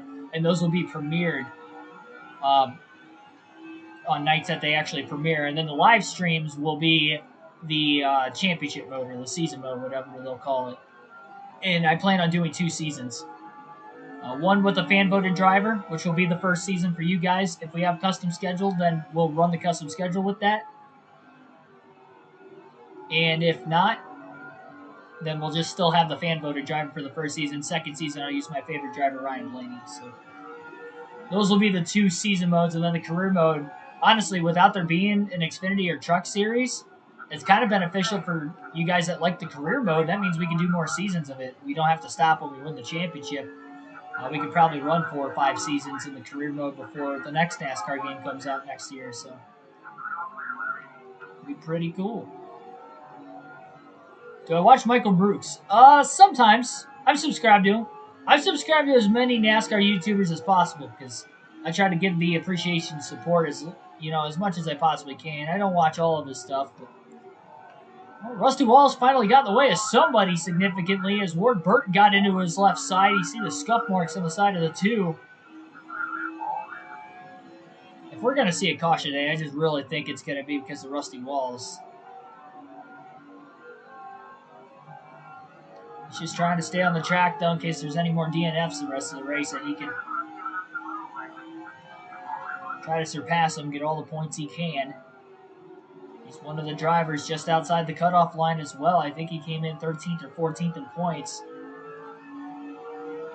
So he'll lose ground today, but he's trying to minimize the amount of ground he's going to end up losing. Joshua's vote is Kevin Harvick. Oh, wow. I feel like people are going to hate me if I end up racing as Harvick now. I just raced as him in the Busch Series, and we still got 2 races there. I plan on doing the next one Thursday night. We got Darlington Homestead. We already won the championship. But we can still use it for a Cup Series, though. And the newer game is a little different. Different vote. The only driver I can't use in the newer games would be Jimmy Johnson, but he's already retired. And BJ McLeod. Remember, we got BJ McLeod fan voted way back on NASCAR Heat 4 for the fan vote season there. So we cannot run the 78 car for Live Fast, but every other driver is available for fan vote, except for Blaney, but that's because I'm going to beat him for the second season anyway. This is my favorite driver.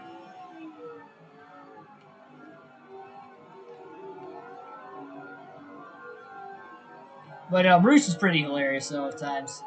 For sure. It's like, that, like, his kind of humor definitely seems to, like, click.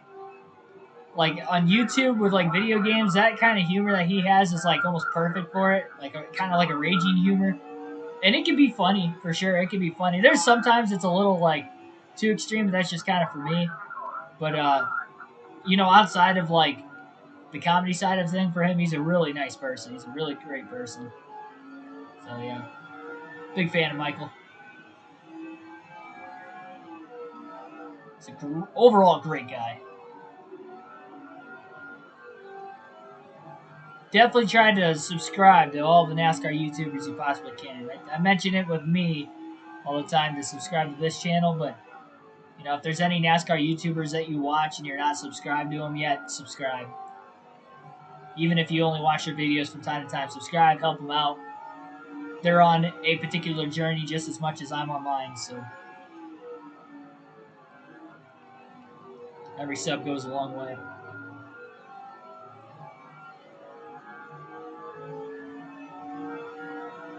Well, our fastest lap of the race still stuck at a 29.980. I doubt we're going to run our fastest lap at this point in the run. We've kind of dropped off a few tenths of a second. But we'll be putting fresh tires back on this thing one more time by the end of the night. We'll see. We'll see if we can get it. Still ran a 29.196 that last lap, but I don't see 28-second lap barrier being hit anytime soon. He hit it 3 times. 2 28.99s, and then he had a 28.98 once.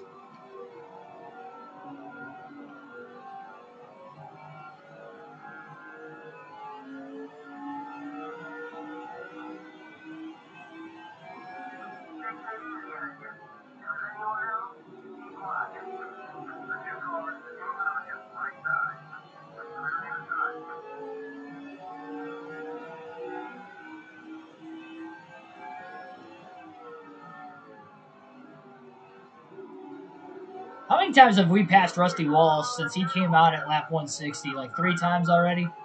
Oh, man, Johnson pulled up way too quick on Casey Mears. Off turn 4. That's the 3rd car he's done that on today. At 179 laps, I guess not that bad, but he's better be careful. One of these times he might wreck himself, and that would not be great.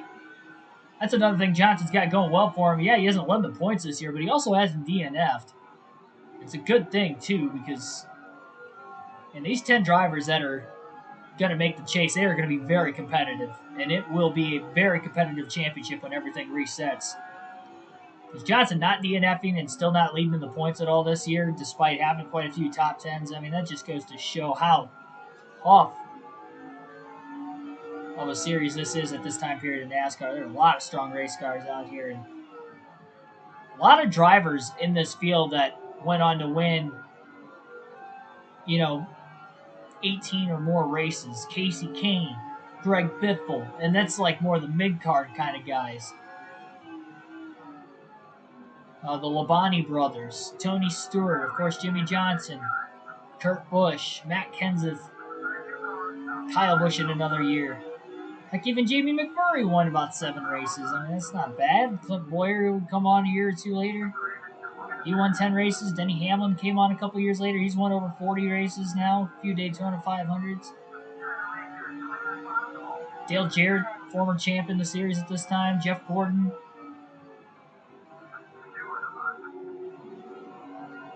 Ryan Newman won about 18 races. Really, really strong field. Jeff Burton, didn't even mention Jeff Burton yet.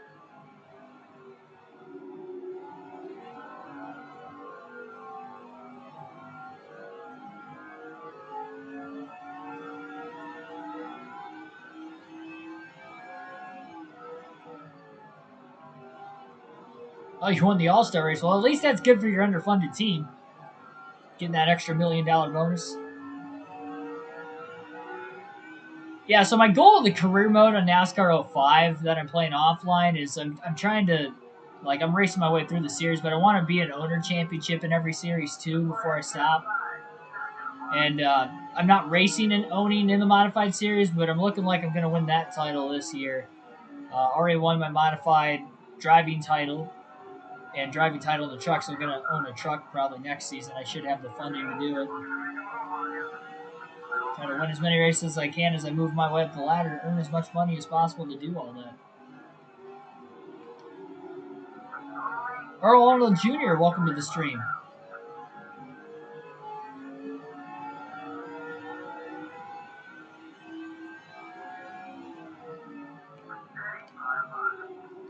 A lot of lap traffic coming up in front of Jimmy Johnson now.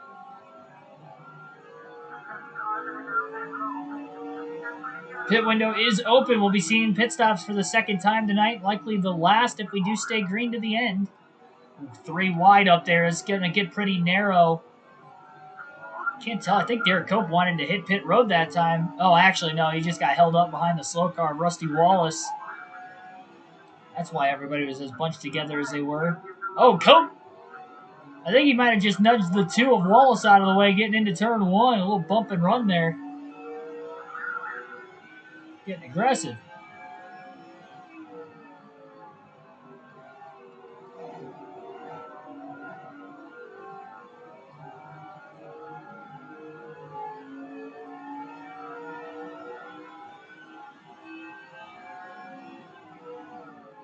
You get the new Cup.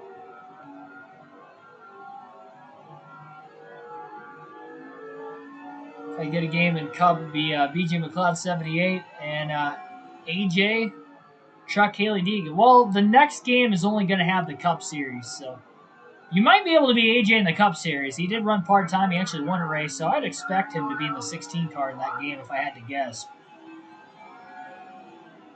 But, yeah, there's no Xfinity or Truck Series in the next game. Johnson's got a 2-lap lead, and that's because everybody who was still on 1 lap down has now pit. Dale Jr. 2 laps down himself right now as well. Jimmy still ran a 29.082 that last lap. That is insane this far into the run. He's running those types of lap times. Sterling Marlin coming out of the pit lane. Johnson gets by on the outside easily. Using Christopher Bell championship vote. Hey, I mean, you guys get to vote. Whoever wins the vote, that's who I run as. Quinn Houff wins the vote, we run as Quinn Houff. Garrett Smithley wins the vote. If he's in the game, we run as Garrett Smithley. I mean, you know, Brad Keselowski, Ryan Newman, and whoever it ends up being. I always like when you guys think outside the box as far as like paint schemes. That's what I loved when you guys picked Terry Labonte. He had a lot of great paint schemes in NASCAR Thunder 04. Obviously, the Tony the Tiger paint scheme. Love the Cheez-It paint scheme he had. The Got Milk paint scheme was always iconic to me, too. He had a lot of good paint schemes that we ran. And Jimmy Johnson, his Pride of America car, that red, white, and blue car, that was one of my favorite, if not my most favorite Jimmy Johnson scheme of all time. I got a die cast of it, too, so bought one just because of it. Can't wait for Martinsville. Oof, boy. To look at some more diecast. Running gone. Almost got into Bobby Labonte, making a wide cut before entering onto pit road there. Jimmy's still going to stay out as long as he possibly can. Because if he can get a caution while he's got a 2-lap lead, then the driver's only going to get 1 lap back. And we cycle through the pit stops. So he'll be a little bit better off. Oh, you meant you're going to use Bell. Yeah, go for it. I'm interested to see if there's a driver rating. I'm a little scared with you guys having the fan vote if there is a driver rating in the game. I hope there is one, but man, it'd be cool to be like a B-tier team if there's a driver rating, like Kurt Busch or Ross Chastain or something, Tyler Reddick, Austin. Like, I'm down with that. That's a challenge I'm willing to accept. But man, I'm not. If there's, driver scores and driver ratings, and we're gonna be like slow with a Rickware racing car or something, if you guys vote for me to use JJ Yaley or James Davidson, it's just it's gonna be a rough season. Super speedways are bust for wins there, and yeah, we can maybe make the playoffs because of it, but I don't see us actually getting a championship. Because we will run on the hardest difficulty. Already do a fantasy recap video. I did, yes. Post-race analysis video is on the channel. I uploaded it like 2 or 3 hours before we started the stream tonight. But I did do one. I'll do one for the last few races this year still, too. Earl votes for BJ McLeod. Well, I can't use BJ McLeod because the stipulation is that if you guys voted for a driver, I couldn't use him again. So we can't use Jimmy Johnson. He's retired, though. I can't use Terry Labonte in these older games. Well, in NASCAR Heat 4, the first game I ever streamed and did a gameplay through, you guys voted for BJ McLeod. Now, you might not have... I mean, this was like... We didn't even have 100 subscribers when we were still playing NASCAR Heat 4, so... it was a very small vote, but there were a couple people in the chat at that point in time that voted for BJ McLeod when he was running for Rickware Racing, so we ran as McLeod for a final season on NASCAR Heat 4.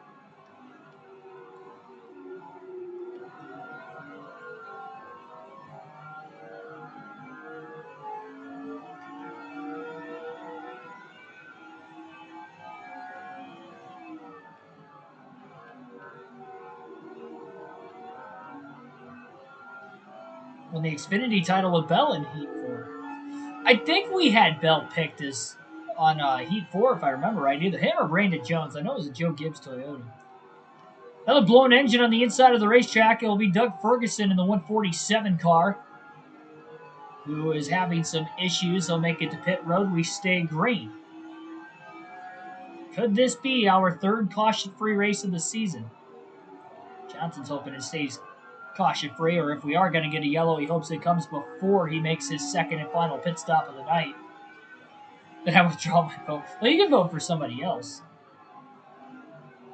The vote will not happen until that opening night, so you will not want to miss that opening stream October 26th, a week from tomorrow. We'll do the vote right there and run the Daytona 500 right there as well, or if they have the duels or the Busch Clash, we'll run that instead the opening night. We'll have speed weeks and then run the 500 when we get there. But if they don't have any of the preseason races, then we'll just have to wait it out.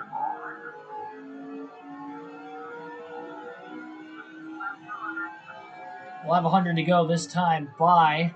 Johnson just put Ryan Newman 3 laps down, but again, Jimmy still has to pit.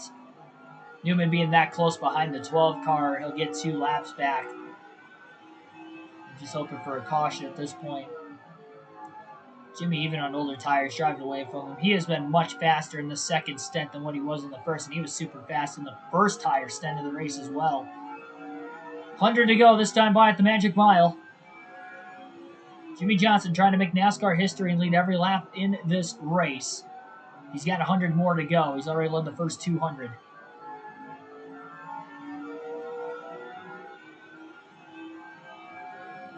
I mean, we could run our own Busch Clash in Daytona. We'd run our own Busch Clash, but we'd have the full field. And then we could run our own quote-unquote Daytona duel, but it's not going to actually set the lineup for the 500 either. So I probably wouldn't do that. If I did do a Busch Clash, I would just have to run on like a race now mode. And we would have the full field, but I'd make it a shorter race. I wouldn't make it like the full race. Because what, the Busch Clash was only like 40 laps this year or 35 laps, something. I'll just make it that length. We'll just have to wait and see how that all works out.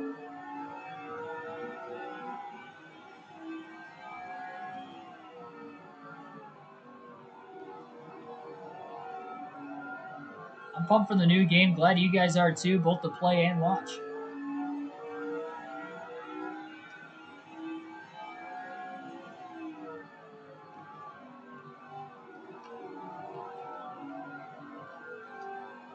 Again, though, with the votes, though, I did mention it briefly at least, but as far as the voting goes, the drivers you vote for in these classic games don't contribute into the new games going forward. So with NASCAR 21, you know, if you say vote for Kevin Harvick and Harvick wins the vote, we can still run as Kevin Harvick in the Cup Series in these classic games. Now, we can't run him in the Busch Series in these classic games because I just ran him in the Busch Series, but oh man, I think we got more cars coming into the pits and they're stacking up. I guess Johnson's going to pit now. He didn't want to pit, but he got forced onto pit road by the 115.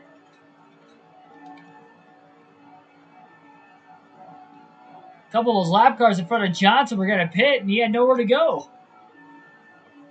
Ran him down the track, 115, decided to stay out an extra lap, so unwillingly, Johnson going to go unscheduled to make the final stop. He is within the window to make it on field to the end of the race, though. Not too worried about it, but that could have been a caution that he would not have wanted to be involved in. Because if we're involved in the yellow, we can't pit for fuel and tires, so that would not have been very good. Very good. Ryan Newman just went by, so again, Johnson one lap down. That did hold him up a little bit, though, too, costing him some time.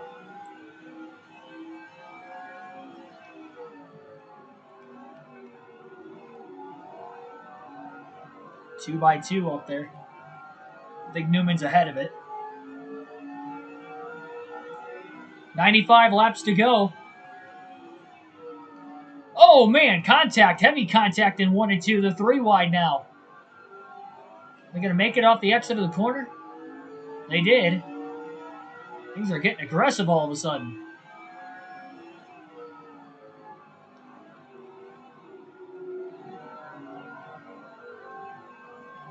You'd win every... There's a driver rating. It would definitely help you.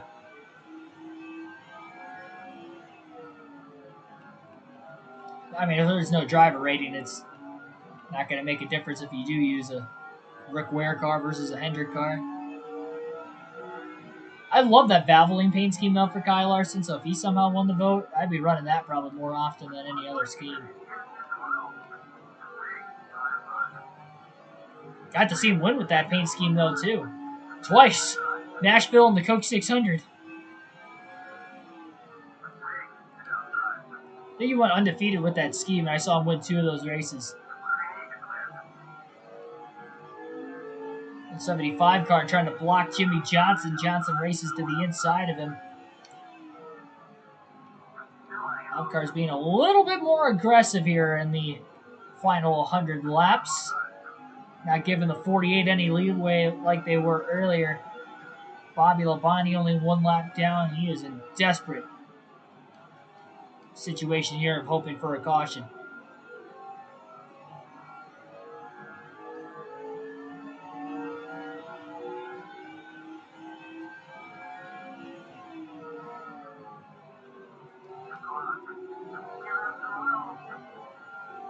Labonte going wide. Baker did not go wide. Johnson pulls in between the 119 and the 18. Pulls in on Rusty Wallace. Oh, man, Wallace was on the bottom, then he moved to the top right in front of Johnson. Johnson gets slowed up a little bit off the exit of turn 2. Blocks Labonte down the back straightaway.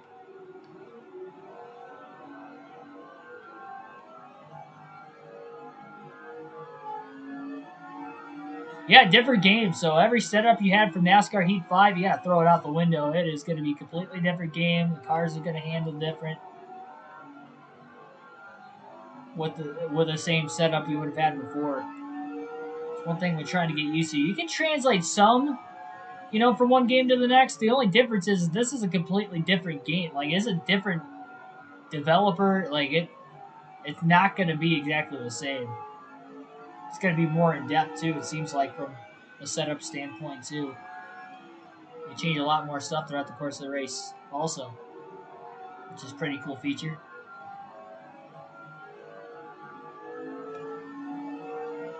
I'll tell you one thing though, with this race going caution free, it is flying by. We have less than 90 to go, and we have been live for less than 2 hours up to this point for this 300-mile race at New Hampshire.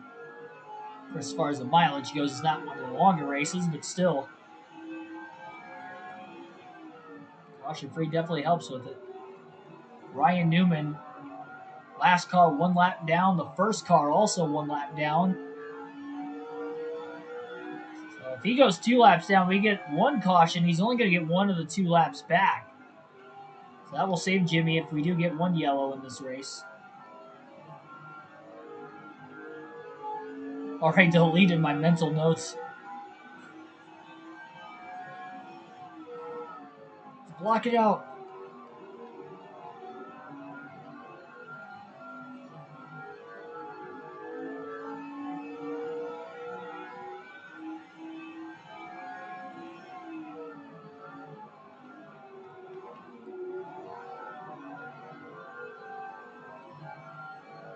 Well, everybody's made their final scheduled pit stop of the race.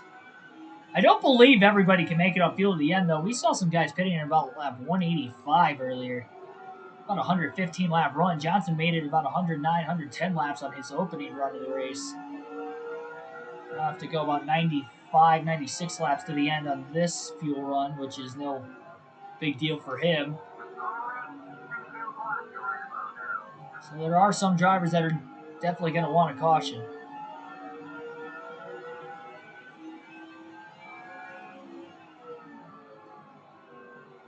Ryan Newman gets a little tight. Johnson drives right underneath him with ease. Jimmy has now lapped the field twice with this race going caution free. That's how fast of a race car he's got. Just amazing.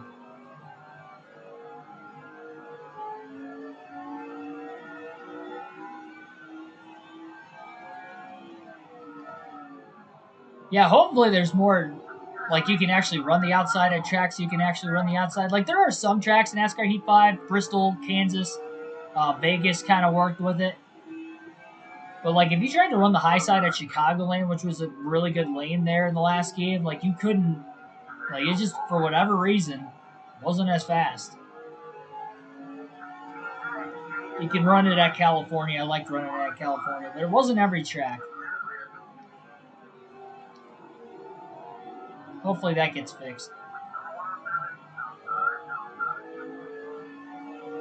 I did see, though, with the gameplay they released of Texas, there is no PJ1 or resin, at least at Texas. I would assume it's going to be like that for every track. So Texas is definitely going to be a one groove track no matter what you try to do on the next game. I'm sure Pocono will be the same thing. Martin and Nemechek going to be side by side. Off the exit of turn 2, Nemechek got into the wall.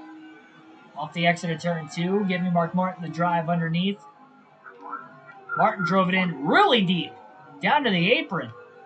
Nobody has passed Jimmy Johnson today. Martin's trying to be the first driver to do it. And he does. He clears Johnson. Johnson throws the block on Nemechek now down the front straightaway. So somebody actually crossed him over. Oh, Nemechek overdrove the corner. Into the wall he goes. Luckily, Ricky Rudd and Mark Martin were missed. Nemechek tried to pull the same move off Martin did, and that did not work for him and did not stick like it did for Mark Martin. Yeah, Atlanta's tough to ride the top, too. And that should be a lane that could actually work. I'm hoping that you could actually have a reasonable line there. Charlotte as well.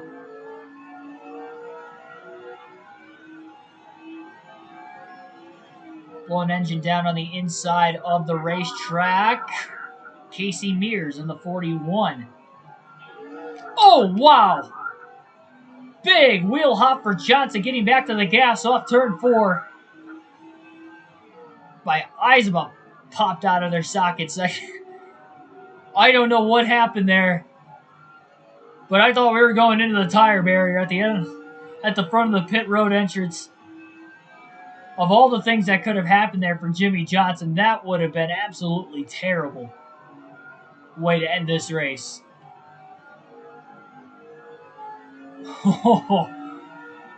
Please tell me I wasn't the only one that saw that. I think we had some tire smoke out of the rear tires too. I have not seen that game glitch before. I don't know what that was, but that scared me, and I'm scared to have a low exit to turn 4 now. I mean, we've had that similar line for 220 laps before it.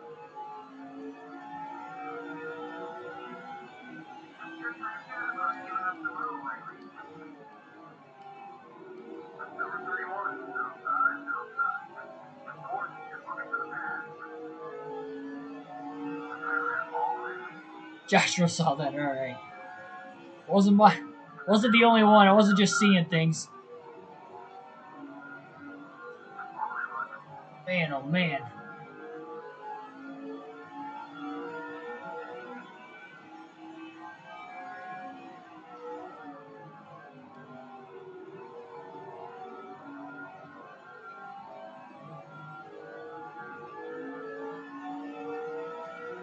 $75 laps to go this time around.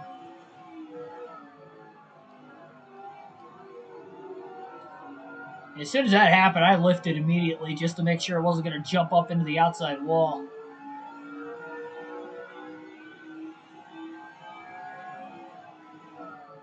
Gotta wait for your car to bottom out. Mess the rear suspension up. Yeah, luckily Johnson's got a 2-lap lead. Still running some fast laps though, 29.079. Ultimately, it didn't hurt the car. Thank goodness he didn't hit anything or anybody after that.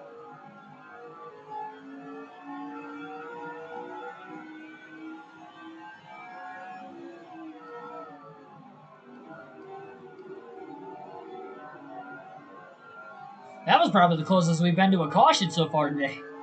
I mean, it has been super calm. Like, we've had 2 caution-free races already this year. Texas and Darlington. Again, it's been since the 7th race of the season, since the last caution-free run.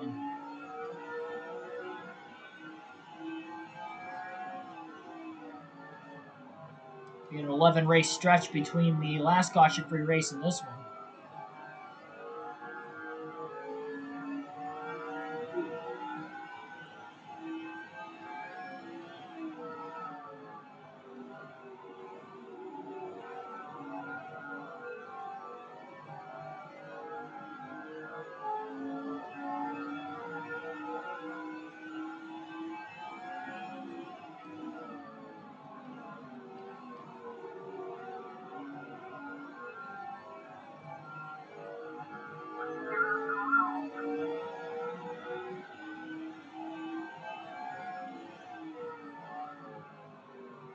.145 makes the move under Wimmer. Johnson makes the move under both cars.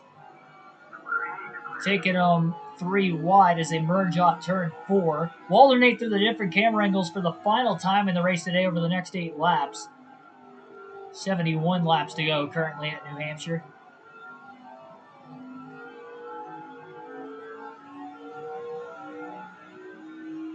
I think it's probably just the bumps riding the top side of the racetrack. Throws the car. Which, I mean, that's one thing, you know, you're going to have that. But I mean, as far as it being fast, though, like, so easy to run full throttle at that track that,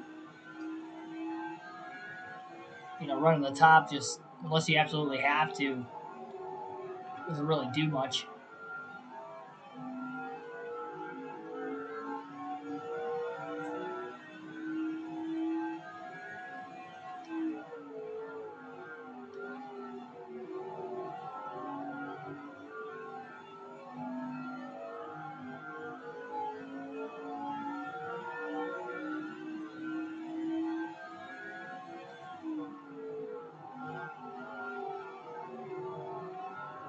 Tell you what, though, New Hampshire's been putting on some really good races in NASCAR recently over the last handful of years and has put really great races on in the past. But this one has been utter dominance from Jimmy Johnson. By far the most dominant race he's had so far this season, and it is definitely looking like he can lead all 300 laps in this race after qualifying on the pole. I mean, at this point, he can get one caution, he'd still have a one-lap lead. With Newman, who I'm assuming Newman's still in second place, would get the free pass to only get one of the 2 laps back, so we would need 2 cautions the rest of the race. It still isn't impossible, but for somebody to have a shot to get to Jimmy Johnson.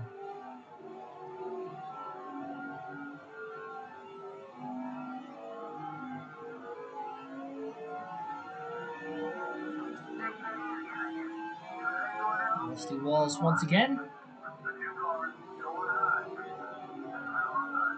One thing I don't think we had on either NASCAR Thunder 04 or NASCAR Chase for the Cup 2005 yet is when we see those slow cars like we just saw Rusty Walls there kind of putt-putting around the racetrack. Like, could you imagine if it was a rival and they're going like 30 miles an hour slower down the straightaways and they just try to run right into you as you're trying to pass them? That would just be brutal because you'd catch them at a track like New Hampshire like we're catching Walls every like 6 to 8 laps. That would be terrible. Thank goodness he is not a rival. Really only gotten in our way even partially once. And he came out of the pits around lap 160. We've already caught him probably close to a dozen times. Think New Hampshire will be a great race in the new game? I think so. I thought it was a great track in NASCAR Heat 5. Look at that show we put on between us and Josh Bilicki in that playoff race in our final career mode season. That was spectacular.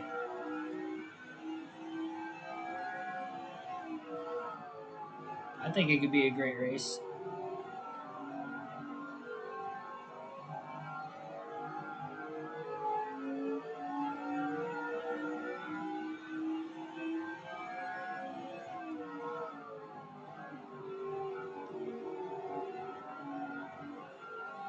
Garrett Cope trying to cross over Kurt Busch, not going to happen. I don't think they're battling for position at all. I'd be shocked if they were. Even still, Cope to the inside of Busch. Turns 3 and 4. Side by side down the front straightaway.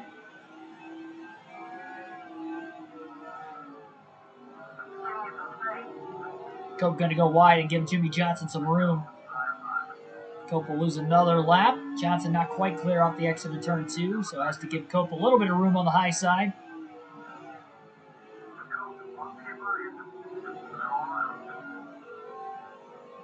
Now trying to close in on Kurt Busch in the 97.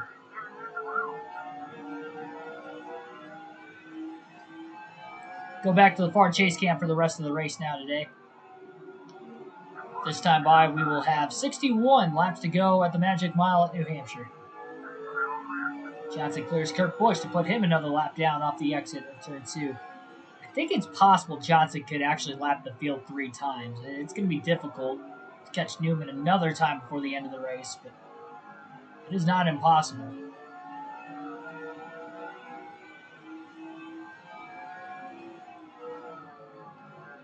Still only 3 laps in the 28-second lap barrier so far. All 3 during the second run. Jeff Gordon about to go another lap down. And again, if you did forget or are just tuning in for the first time, Jimmy Johnson has not led in the points this season, but he's got a chance, very, very good chance at this point that it's looking likely he will take his first points lead of the season. It'll be still pretty narrow. Gordon looks like he's running in the top 10. Right around it. Wasn't the case earlier in the race, but he's moving forward slowly.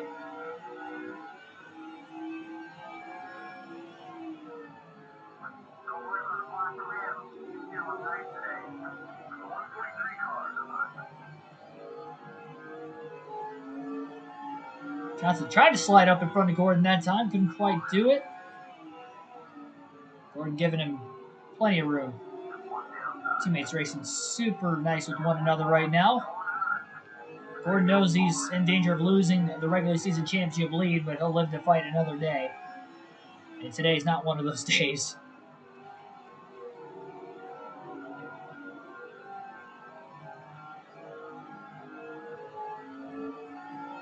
I'd like to give you a couple of pointers. A recap video. Promote your league and standings. Oh, yeah, for sure. I know. I forget to do it. Oh, man, Jeff Green. He is upset with Casey Kane. He tried to move him once on corner entry and then once on corner exit. And Kane's just trying to get away from him now. Oh, Casey's coming into the pits.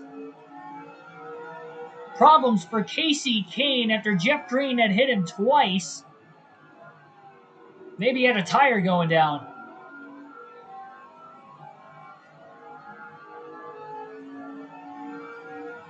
Jeff Green may have just ruined Casey Kane's great night. It's going to be tough to rally with just over 50 laps to go. Even if he can get the car back out on the racetrack, I don't know what the issue is.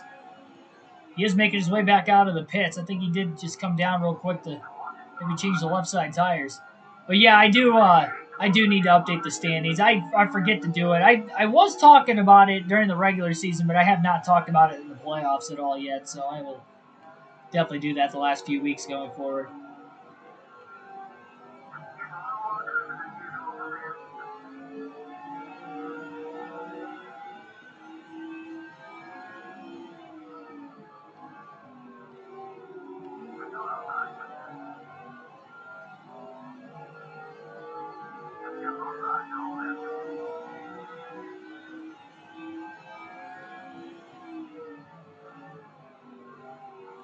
Tell you what, the last 100 laps of the race, I don't think the lap cars want this race to go caution-free to the end.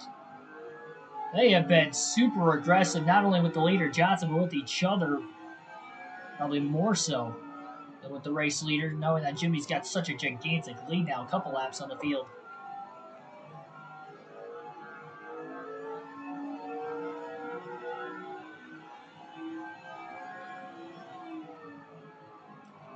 Well, I'm comfortable with the Indy road course because I know the track layout. Daytona, I know it, but I haven't raced on it in the game yet, so it'll be kind of tough at first. So if we do have the Busch Clash that opening night, I will definitely make sure I try to practice. It's going to be tough because I have to work that day, though. But I will try to practice before the race, hopefully. Well, if not, second race of the season, so I guess we'd end up running it on the Wednesday night if we don't have the preseason race. So either way, I'm not going to have much practice going into that race, so I'll hope for the best.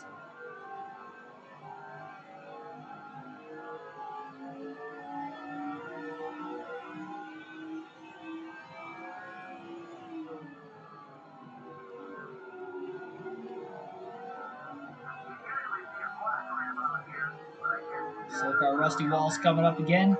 Johnson traps the 198 car behind Wallace down the back straightaway. So that way he had plenty of clearance on his entry into turn 3. Yeah, Coda's probably the road course I'm most nervous for in the next game. The track in general I'm most nervous for in the next game. That's a completely new road course. I watched one race there this year. I did watch an F1 race there a few years ago too, I guess. Not in person, but just on TV. But to be honest, I don't memorize every detail of the racetrack.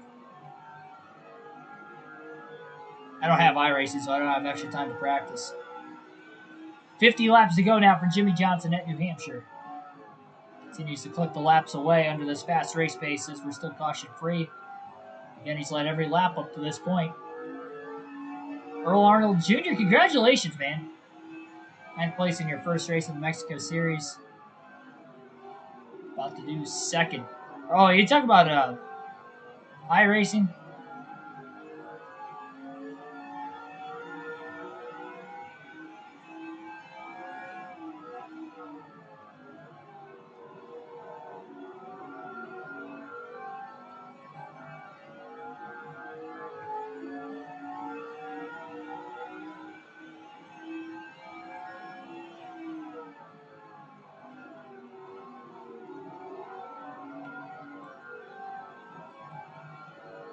Start 8th in the second race.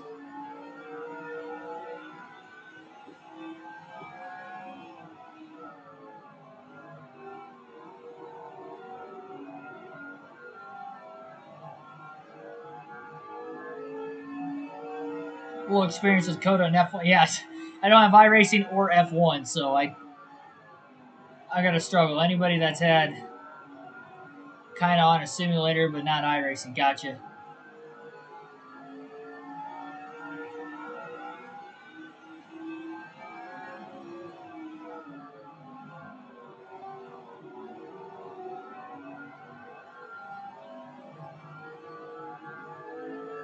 That's pretty good though. Top 10 first start.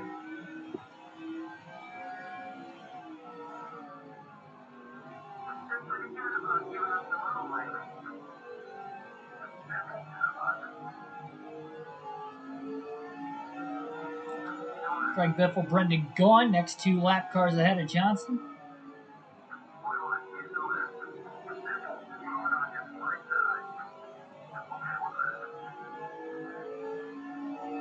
Gaughan continues to block the Biff.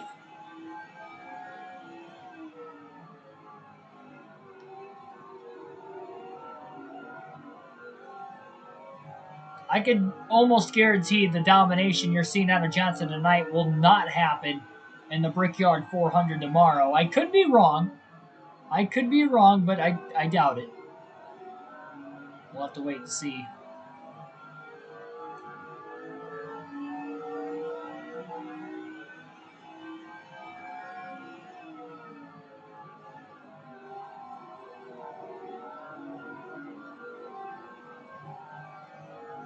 That is also kind of I'd say even more so of a track position kind of a racetrack, though, too. Johnson's just got a ridiculous fast car tonight. Clash of the field by far. Not even really close for second place. Nervous about Bristol Dirt? Oh, not at all. Dirt racing is my background. Even though it's a video game, and not real racing, I think I can get the handle of that, no problem.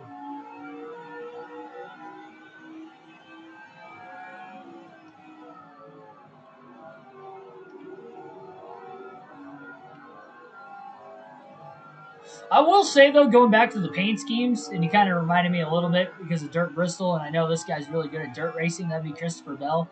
That Irwin paint scheme, the DeWalt paint schemes are always pretty good.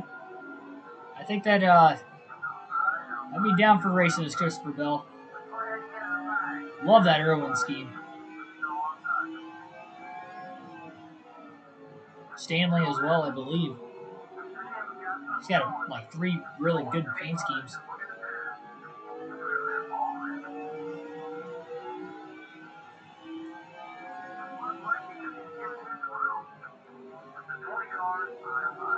There's a lot of good paint schemes for a lot of different drivers, though, too. I have no say in it. You guys have the vote. I know Blaney's got a lot of good paint schemes, so at least we'll end up seeing me races him in Season 2. A NASCAR 21 ignition. 40 to go this time by. It might seem like the race is lagging on because of the dominance, and it has not been close at all in this race for Jimmie Johnson versus the rest of the field, but only 40 to go, and we are just barely over 2 hours into the race. Due to this one going caution-free.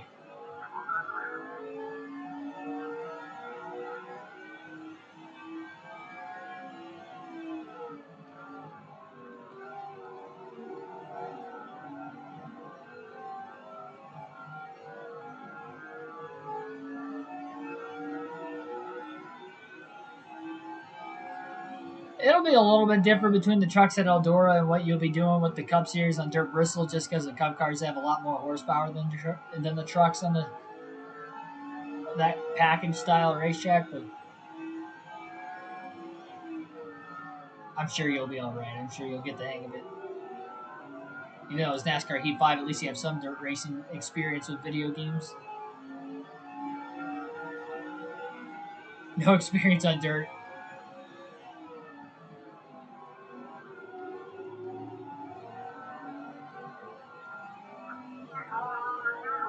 Yeah, I actually, as far as like the real world goes, I never got to race on asphalt. I tested on a road course a couple times before on asphalt, but I never like actually like legitimately raced one. Go karts, quarter midget days and stuff. But I always wanted to do it. I felt like if I was gonna have like a road and racing, that probably would have been the way to go. Because like I was pretty decent. You know, I would win races. I mean, I showed you that championship trophy the other night.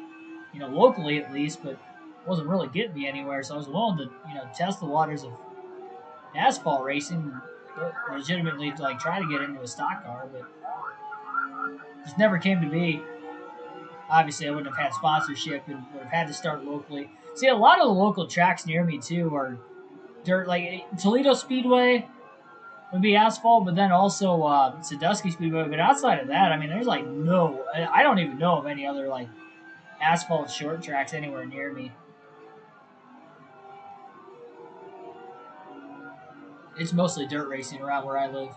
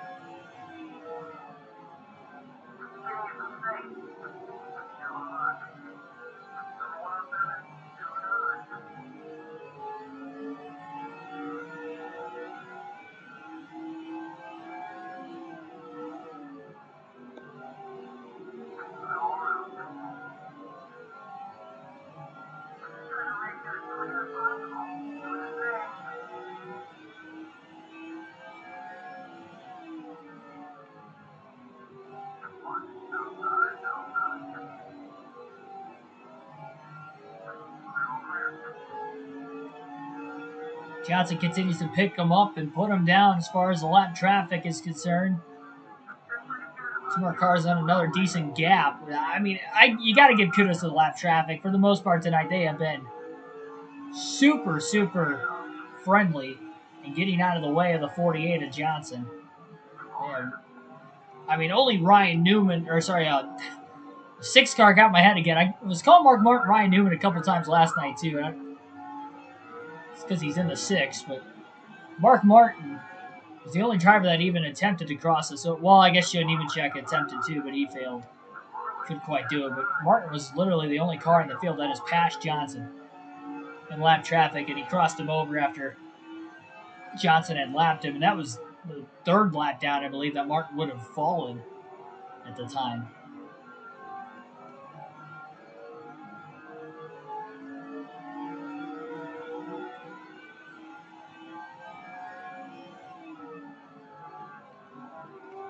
Talk about history. We can see multiple history. We can see a caution-free race for the third time this season. We could see Jimmy Johnson lead every lap in this race.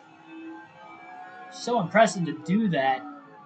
Yeah, it might be easier in a caution-free race versus a race that isn't caution-free, but you still have to have good pit stops when the time comes.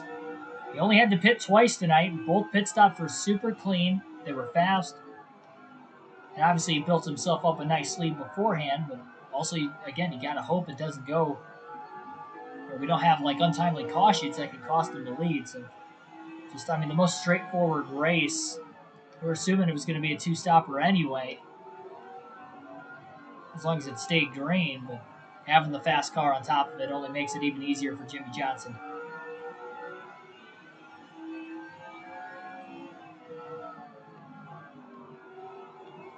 Patrick Chatterley, welcome to the stream. Made it just in time for the end. 29 laps to go. It's time to witness history here as Jimmy Johnson tries to lead every lap in this race. 10 people currently watching, actually 11 currently watching right now, so 10 likes. So at least one of you have not hit that like button yet. Make sure you do so if you haven't already.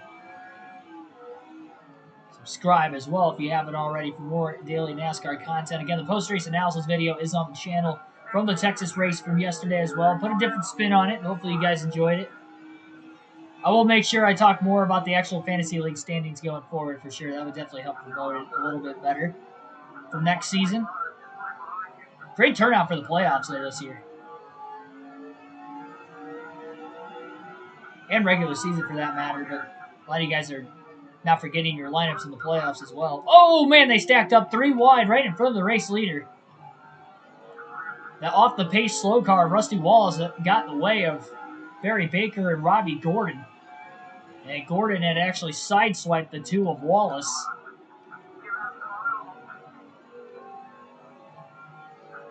Very tight to go 3 wide at New Hampshire. We haven't seen it much today, and that would be the reason why. Contact there. Johnson got in the left rear of Baker. He got in the left rear of him earlier in the race, too, off the exit of turn 4. Almost turned him. Got a clean day. That would have been catastrophic if that wreck would have happened right in front of the 48. That's the last thing he wants.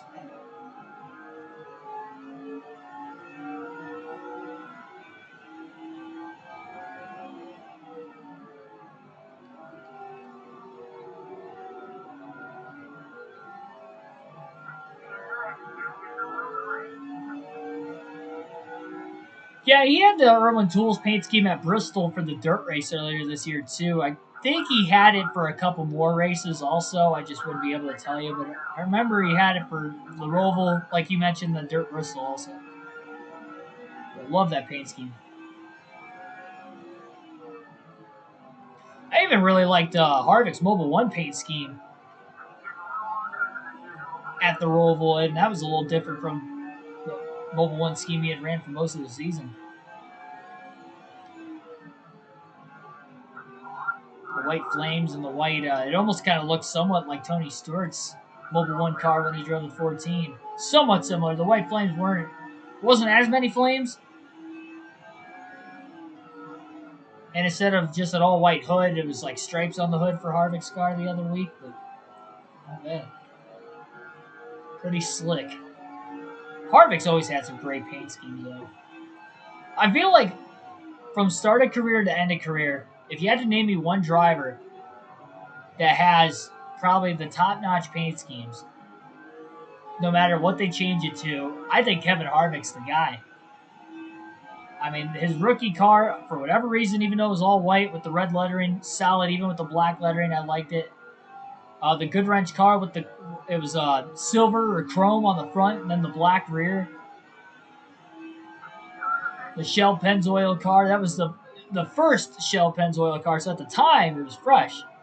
Unlike Logano using it year after year after year. On the other hand, but when it first came out, it was pretty good. And Harvick was the first to have that paint scheme in the Cup Series.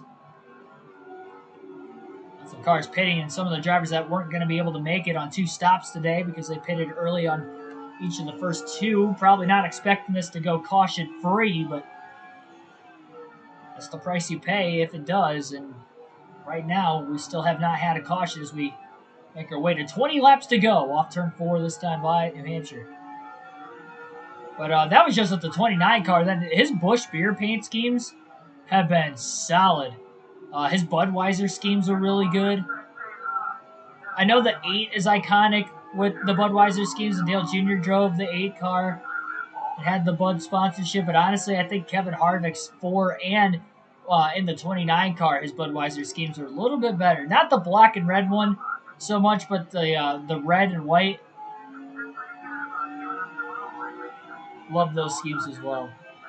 But yeah, then the Busch beer paint schemes, the red apple, and even just the regular blue Busch schemes. The throwback schemes they've had with Busch the last couple of years have been super cool. Kevin Harvick's had a lot of great paint schemes over his career.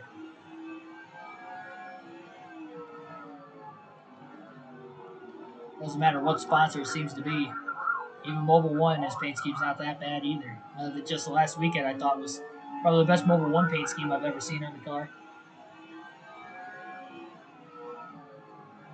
The Hunt Brothers paint scheme, not so much, but a lot of the others throughout his career, pretty solid.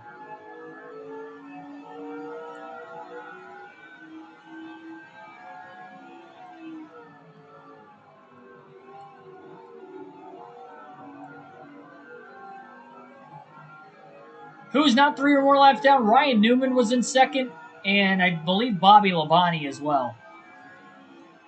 Or the other two drivers that. Maybe Dale Jr. also. I don't think we've caught Jr. a third time yet. So if they have not pit, those would be the 3 drivers that I can think of off the top of my head that would be 2 laps down and not 3 laps down. I'm glad that this game doesn't average it out like it did on NASCAR Thunder 04. That's the one thing I didn't like about Thunder 04.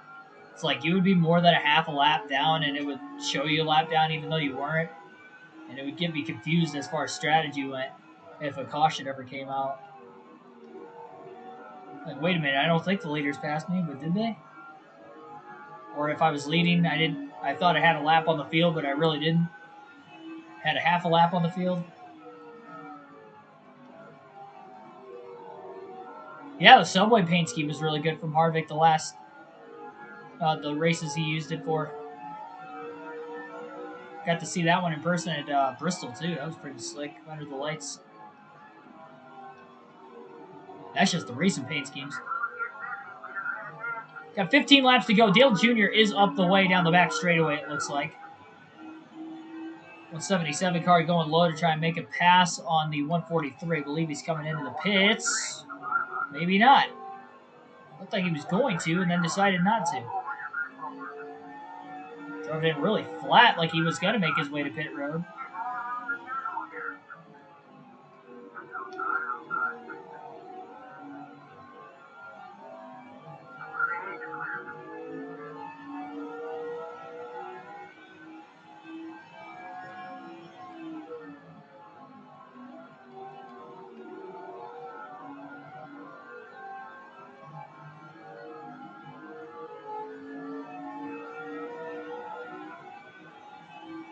$13 to go for Jimmy Johnson. And a date with history. Trying to lead every lap in this race, as well as it being caution-free. A couple of iconic moments here on the channel. Dale Jr. will pit this time. And I believe Ryan Newman and Bobby Labonte in front of him had already pit. So they're making a third stop in the race today, which is only going to surrender them even more to Jimmy Johnson. Johnson just hit a quarter tank of gas left with 12 laps to go. He is good on fuel to the end, so I'm very shocked that these guys did not make it on 2 stops like Johnson did. Kind of similar to what happened at Chicagoland, but even if they could have made it on 2 stops, Jimmy, in all likeliness, was going to win this race. Especially if it does go caution-free. There would have been no chance they would have caught him.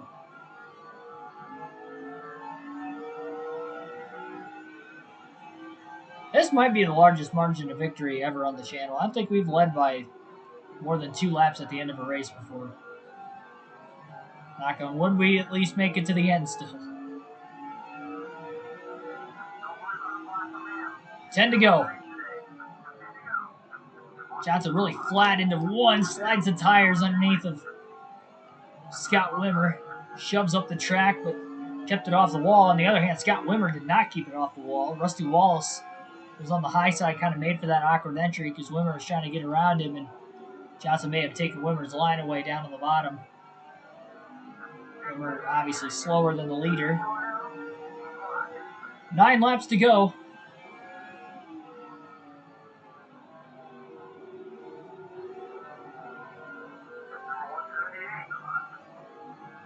Blown engine on the inside of the racetrack for the 175 car of Greg Quick. Generated rookie driver, and his day will come to an end with just 8 laps to go this time by. Tough break for him. Just barely failing to make it to the end of the race.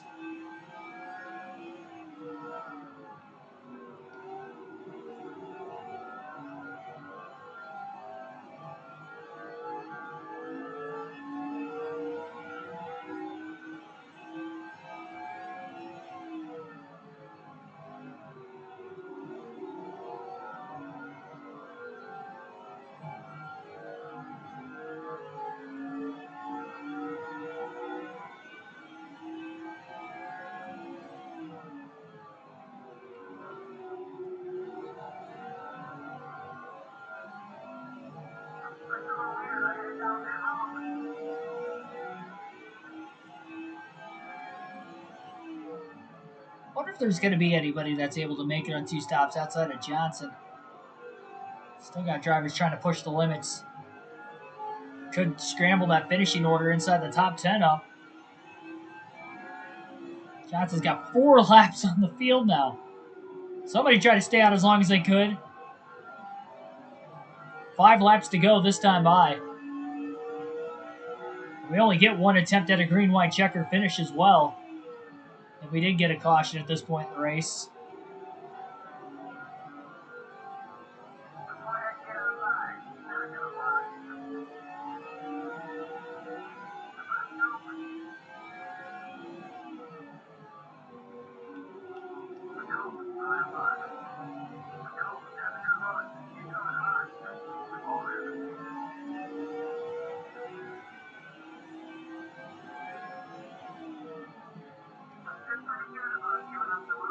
Once Johnson gets around Kyle Petty off turn 4, he may not catch another lap car for the final 4 laps. All clear. Down the front straightaway. Petty drove it in deep. Trying to stay in front of Derek Cope. Cope's going to get underneath him off the exit of turn 2. They may be battling for position. Way further back in the field. Cope will clear Petty off the exit of turn 4. 3 to go for Jimmie Johnson this time by.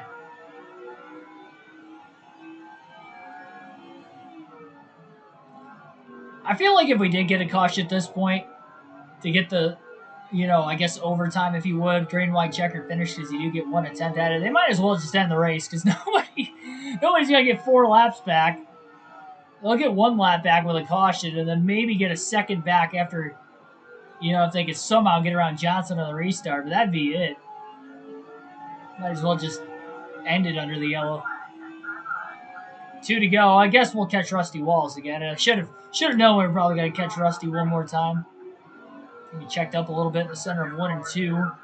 Just going to go around the high side. Walls stayed high instead. Well, that will definitely be the last lap car Jimmy will catch here tonight.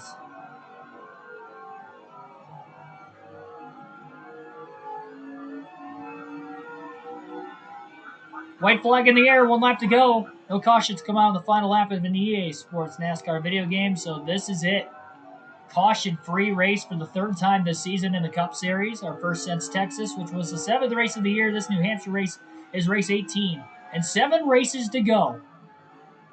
In the quest for the regular season championship for Jimmie Johnson, he will take his first points lead of the season after leading every lap of this race. Johnson wins in dominating fashion at New Hampshire, his 7th win of the season.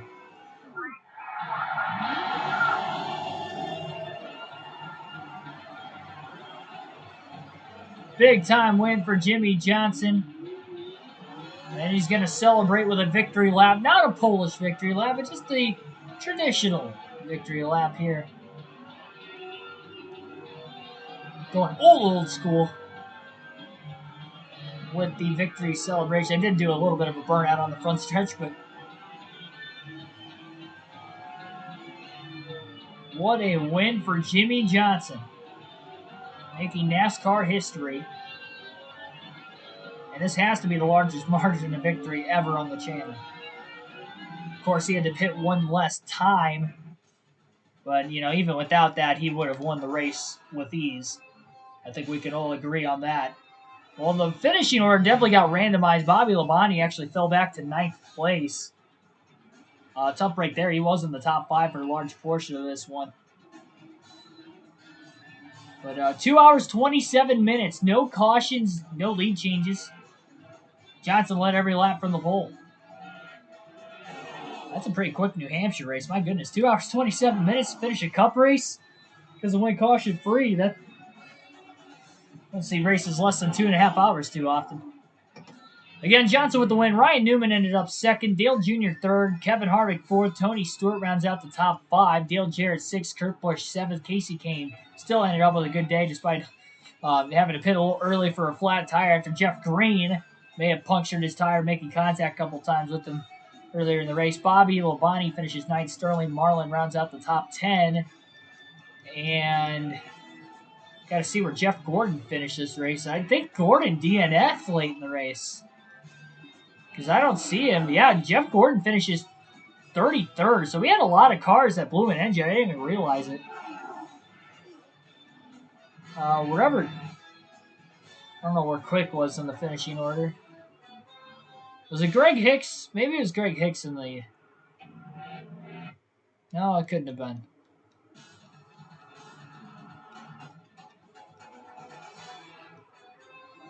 .175 car. I thought it was Greg Quick. I thought it was. Maybe it's Greg Hicks. We saw him blow an engine. I don't know who else could have been in the 175 car. The only guys we see, Doug Ferguson's in the 147. The guys at ENF. Maybe it was Wagner. It must have been Wagner. Because it was about that point in the race. Considering he would have been a few laps down. So a lot of DNFs in this one. 12 DNFs. I don't think we've had this many in a race this season. And this was caution-free, believe it or not, even with these DNFs. A lot of engine failures here at New Hampshire. Wagner, Jeff Gordon, Rusty Wallace did finish the race, so maybe why he came back out on the track because of all the DNFs. So I guess we ended up having, 11 DNFs instead of 12 because Wallace was still out on the track, kind of limping it home there, 80 laps down. Casey Mears, he blew an engine. We saw that. Ricky Rudd blew an engine. Doug Ferguson, we saw him blow an engine. Jamie McMurray blew an engine. Elliott Sadler, no. 4 races in a row. Elliott Sadler's blowing an engine. He was in the top 10 earlier. I mean, you want to talk about a guy that's had terrible luck. Elliott Sadler's blowing an engine in 4 straight races. He was 8th in points 4 races ago. Was in a decent spot to maybe make the chase. 4 blown engines in 4 straight races. He was 12th in points coming into the night. He's probably even worse than that now. Man, Jeff Burton, we saw him blow an engine. Matt Kenseth blew an engine. So, what, 3 Roush cars blew an engine tonight? Oh, no, never mind. I was thinking I saw Kurt Busch in here.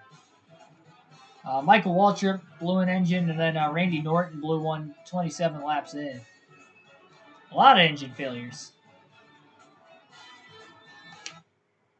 Oh, no, Elliott Sadler. Yeah, I feel bad for Elliott.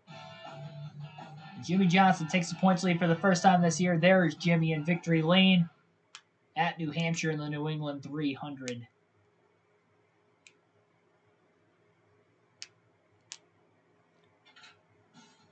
Well, the Brickyard 400 at the Indianapolis Motor Speedway will be coming our way tomorrow night on the channel, 6 p.m. Eastern Standard Time. What car Sadler in? Sadler's in the 38 M&Ms.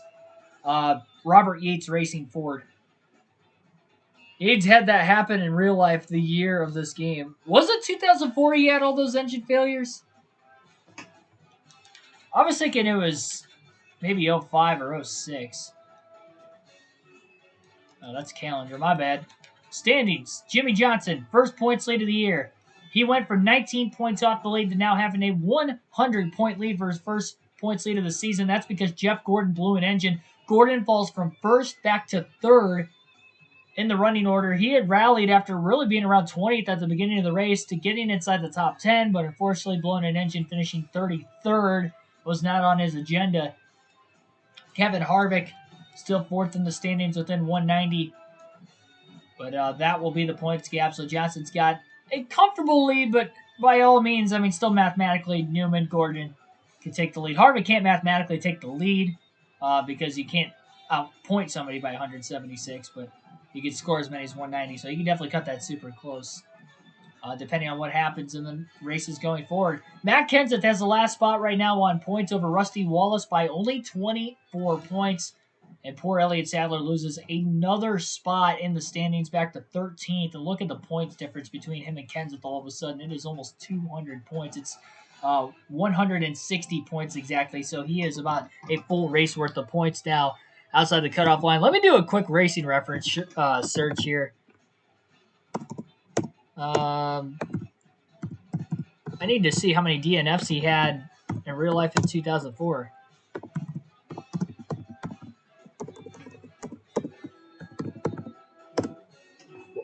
I was thinking it was a different year that wasn't 04. 2004, he won a dual race. He also won at Texas and at Auto Club. So he had 3 wins, but 2 were points races. As far as DNFs go, oh man, yeah, he had a lot at the end of the year. 34th at Homestead, 38th at Phoenix, 36th at Atlanta, 32nd at Martinsville. That's 4. 32nd at Michigan, 5 issues. And then Atlanta, he finished 29th, Talladega 28th. I think that Dega race he flipped across the finish line, if I remember right. I think that was the race he finished upside down, if I'm not mistaken. But he did finish that race. But yeah, he didn't DNF 4 in a row, but he DNF 4 out of a 5 race stretch at the end of the season. But he did DNF a lot though. I guess it was that season. I was thinking it was a different year, but it was a different year. He only had 1 DNF. I'm looking at it now. He only had 1 DNF, but he did have a lot of finishes outside the top 30 though. He still finished 9th in points, though. I don't know how he wasn't last in the chase, finishing 23rd or worse in the last 5 races of the season, but good for him, I guess. Oh, that's because Kurt Busch got suspended, wasn't it? No, Kurt Busch won. Never mind. Kurt Busch won the championship. He wasn't suspended. What am I thinking? All right, that's going to end it. Quick little Google search at the end of the night. Getting your knowledge in just as well as your racing I guess being able to watch the racing here tonight as well. All right, so yep, that will end it here. Like, share, and subscribe for more daily NASCAR content. Again, 6 p.m. Eastern Standard Time tomorrow. Brickyard 400 Crown Jewel event will be coming. We're the Crown Jewel 100 NASCAR Heat 5. We did win the Coke 600 with Jimmy Johnson this season, so we do have 1 Crown Jewel win this year. Let's see if we can get a second. It'll be his first Brickyard 400 victory in his career if we can do it for the 2004 season. So tune in tomorrow night for that one. Check out the post-race analysis video from the Texas race for the Cup Series yesterday as well if you haven't already. And then, again, like, share, and subscribe. I'll see you guys tomorrow night at 6. Thanks for watching.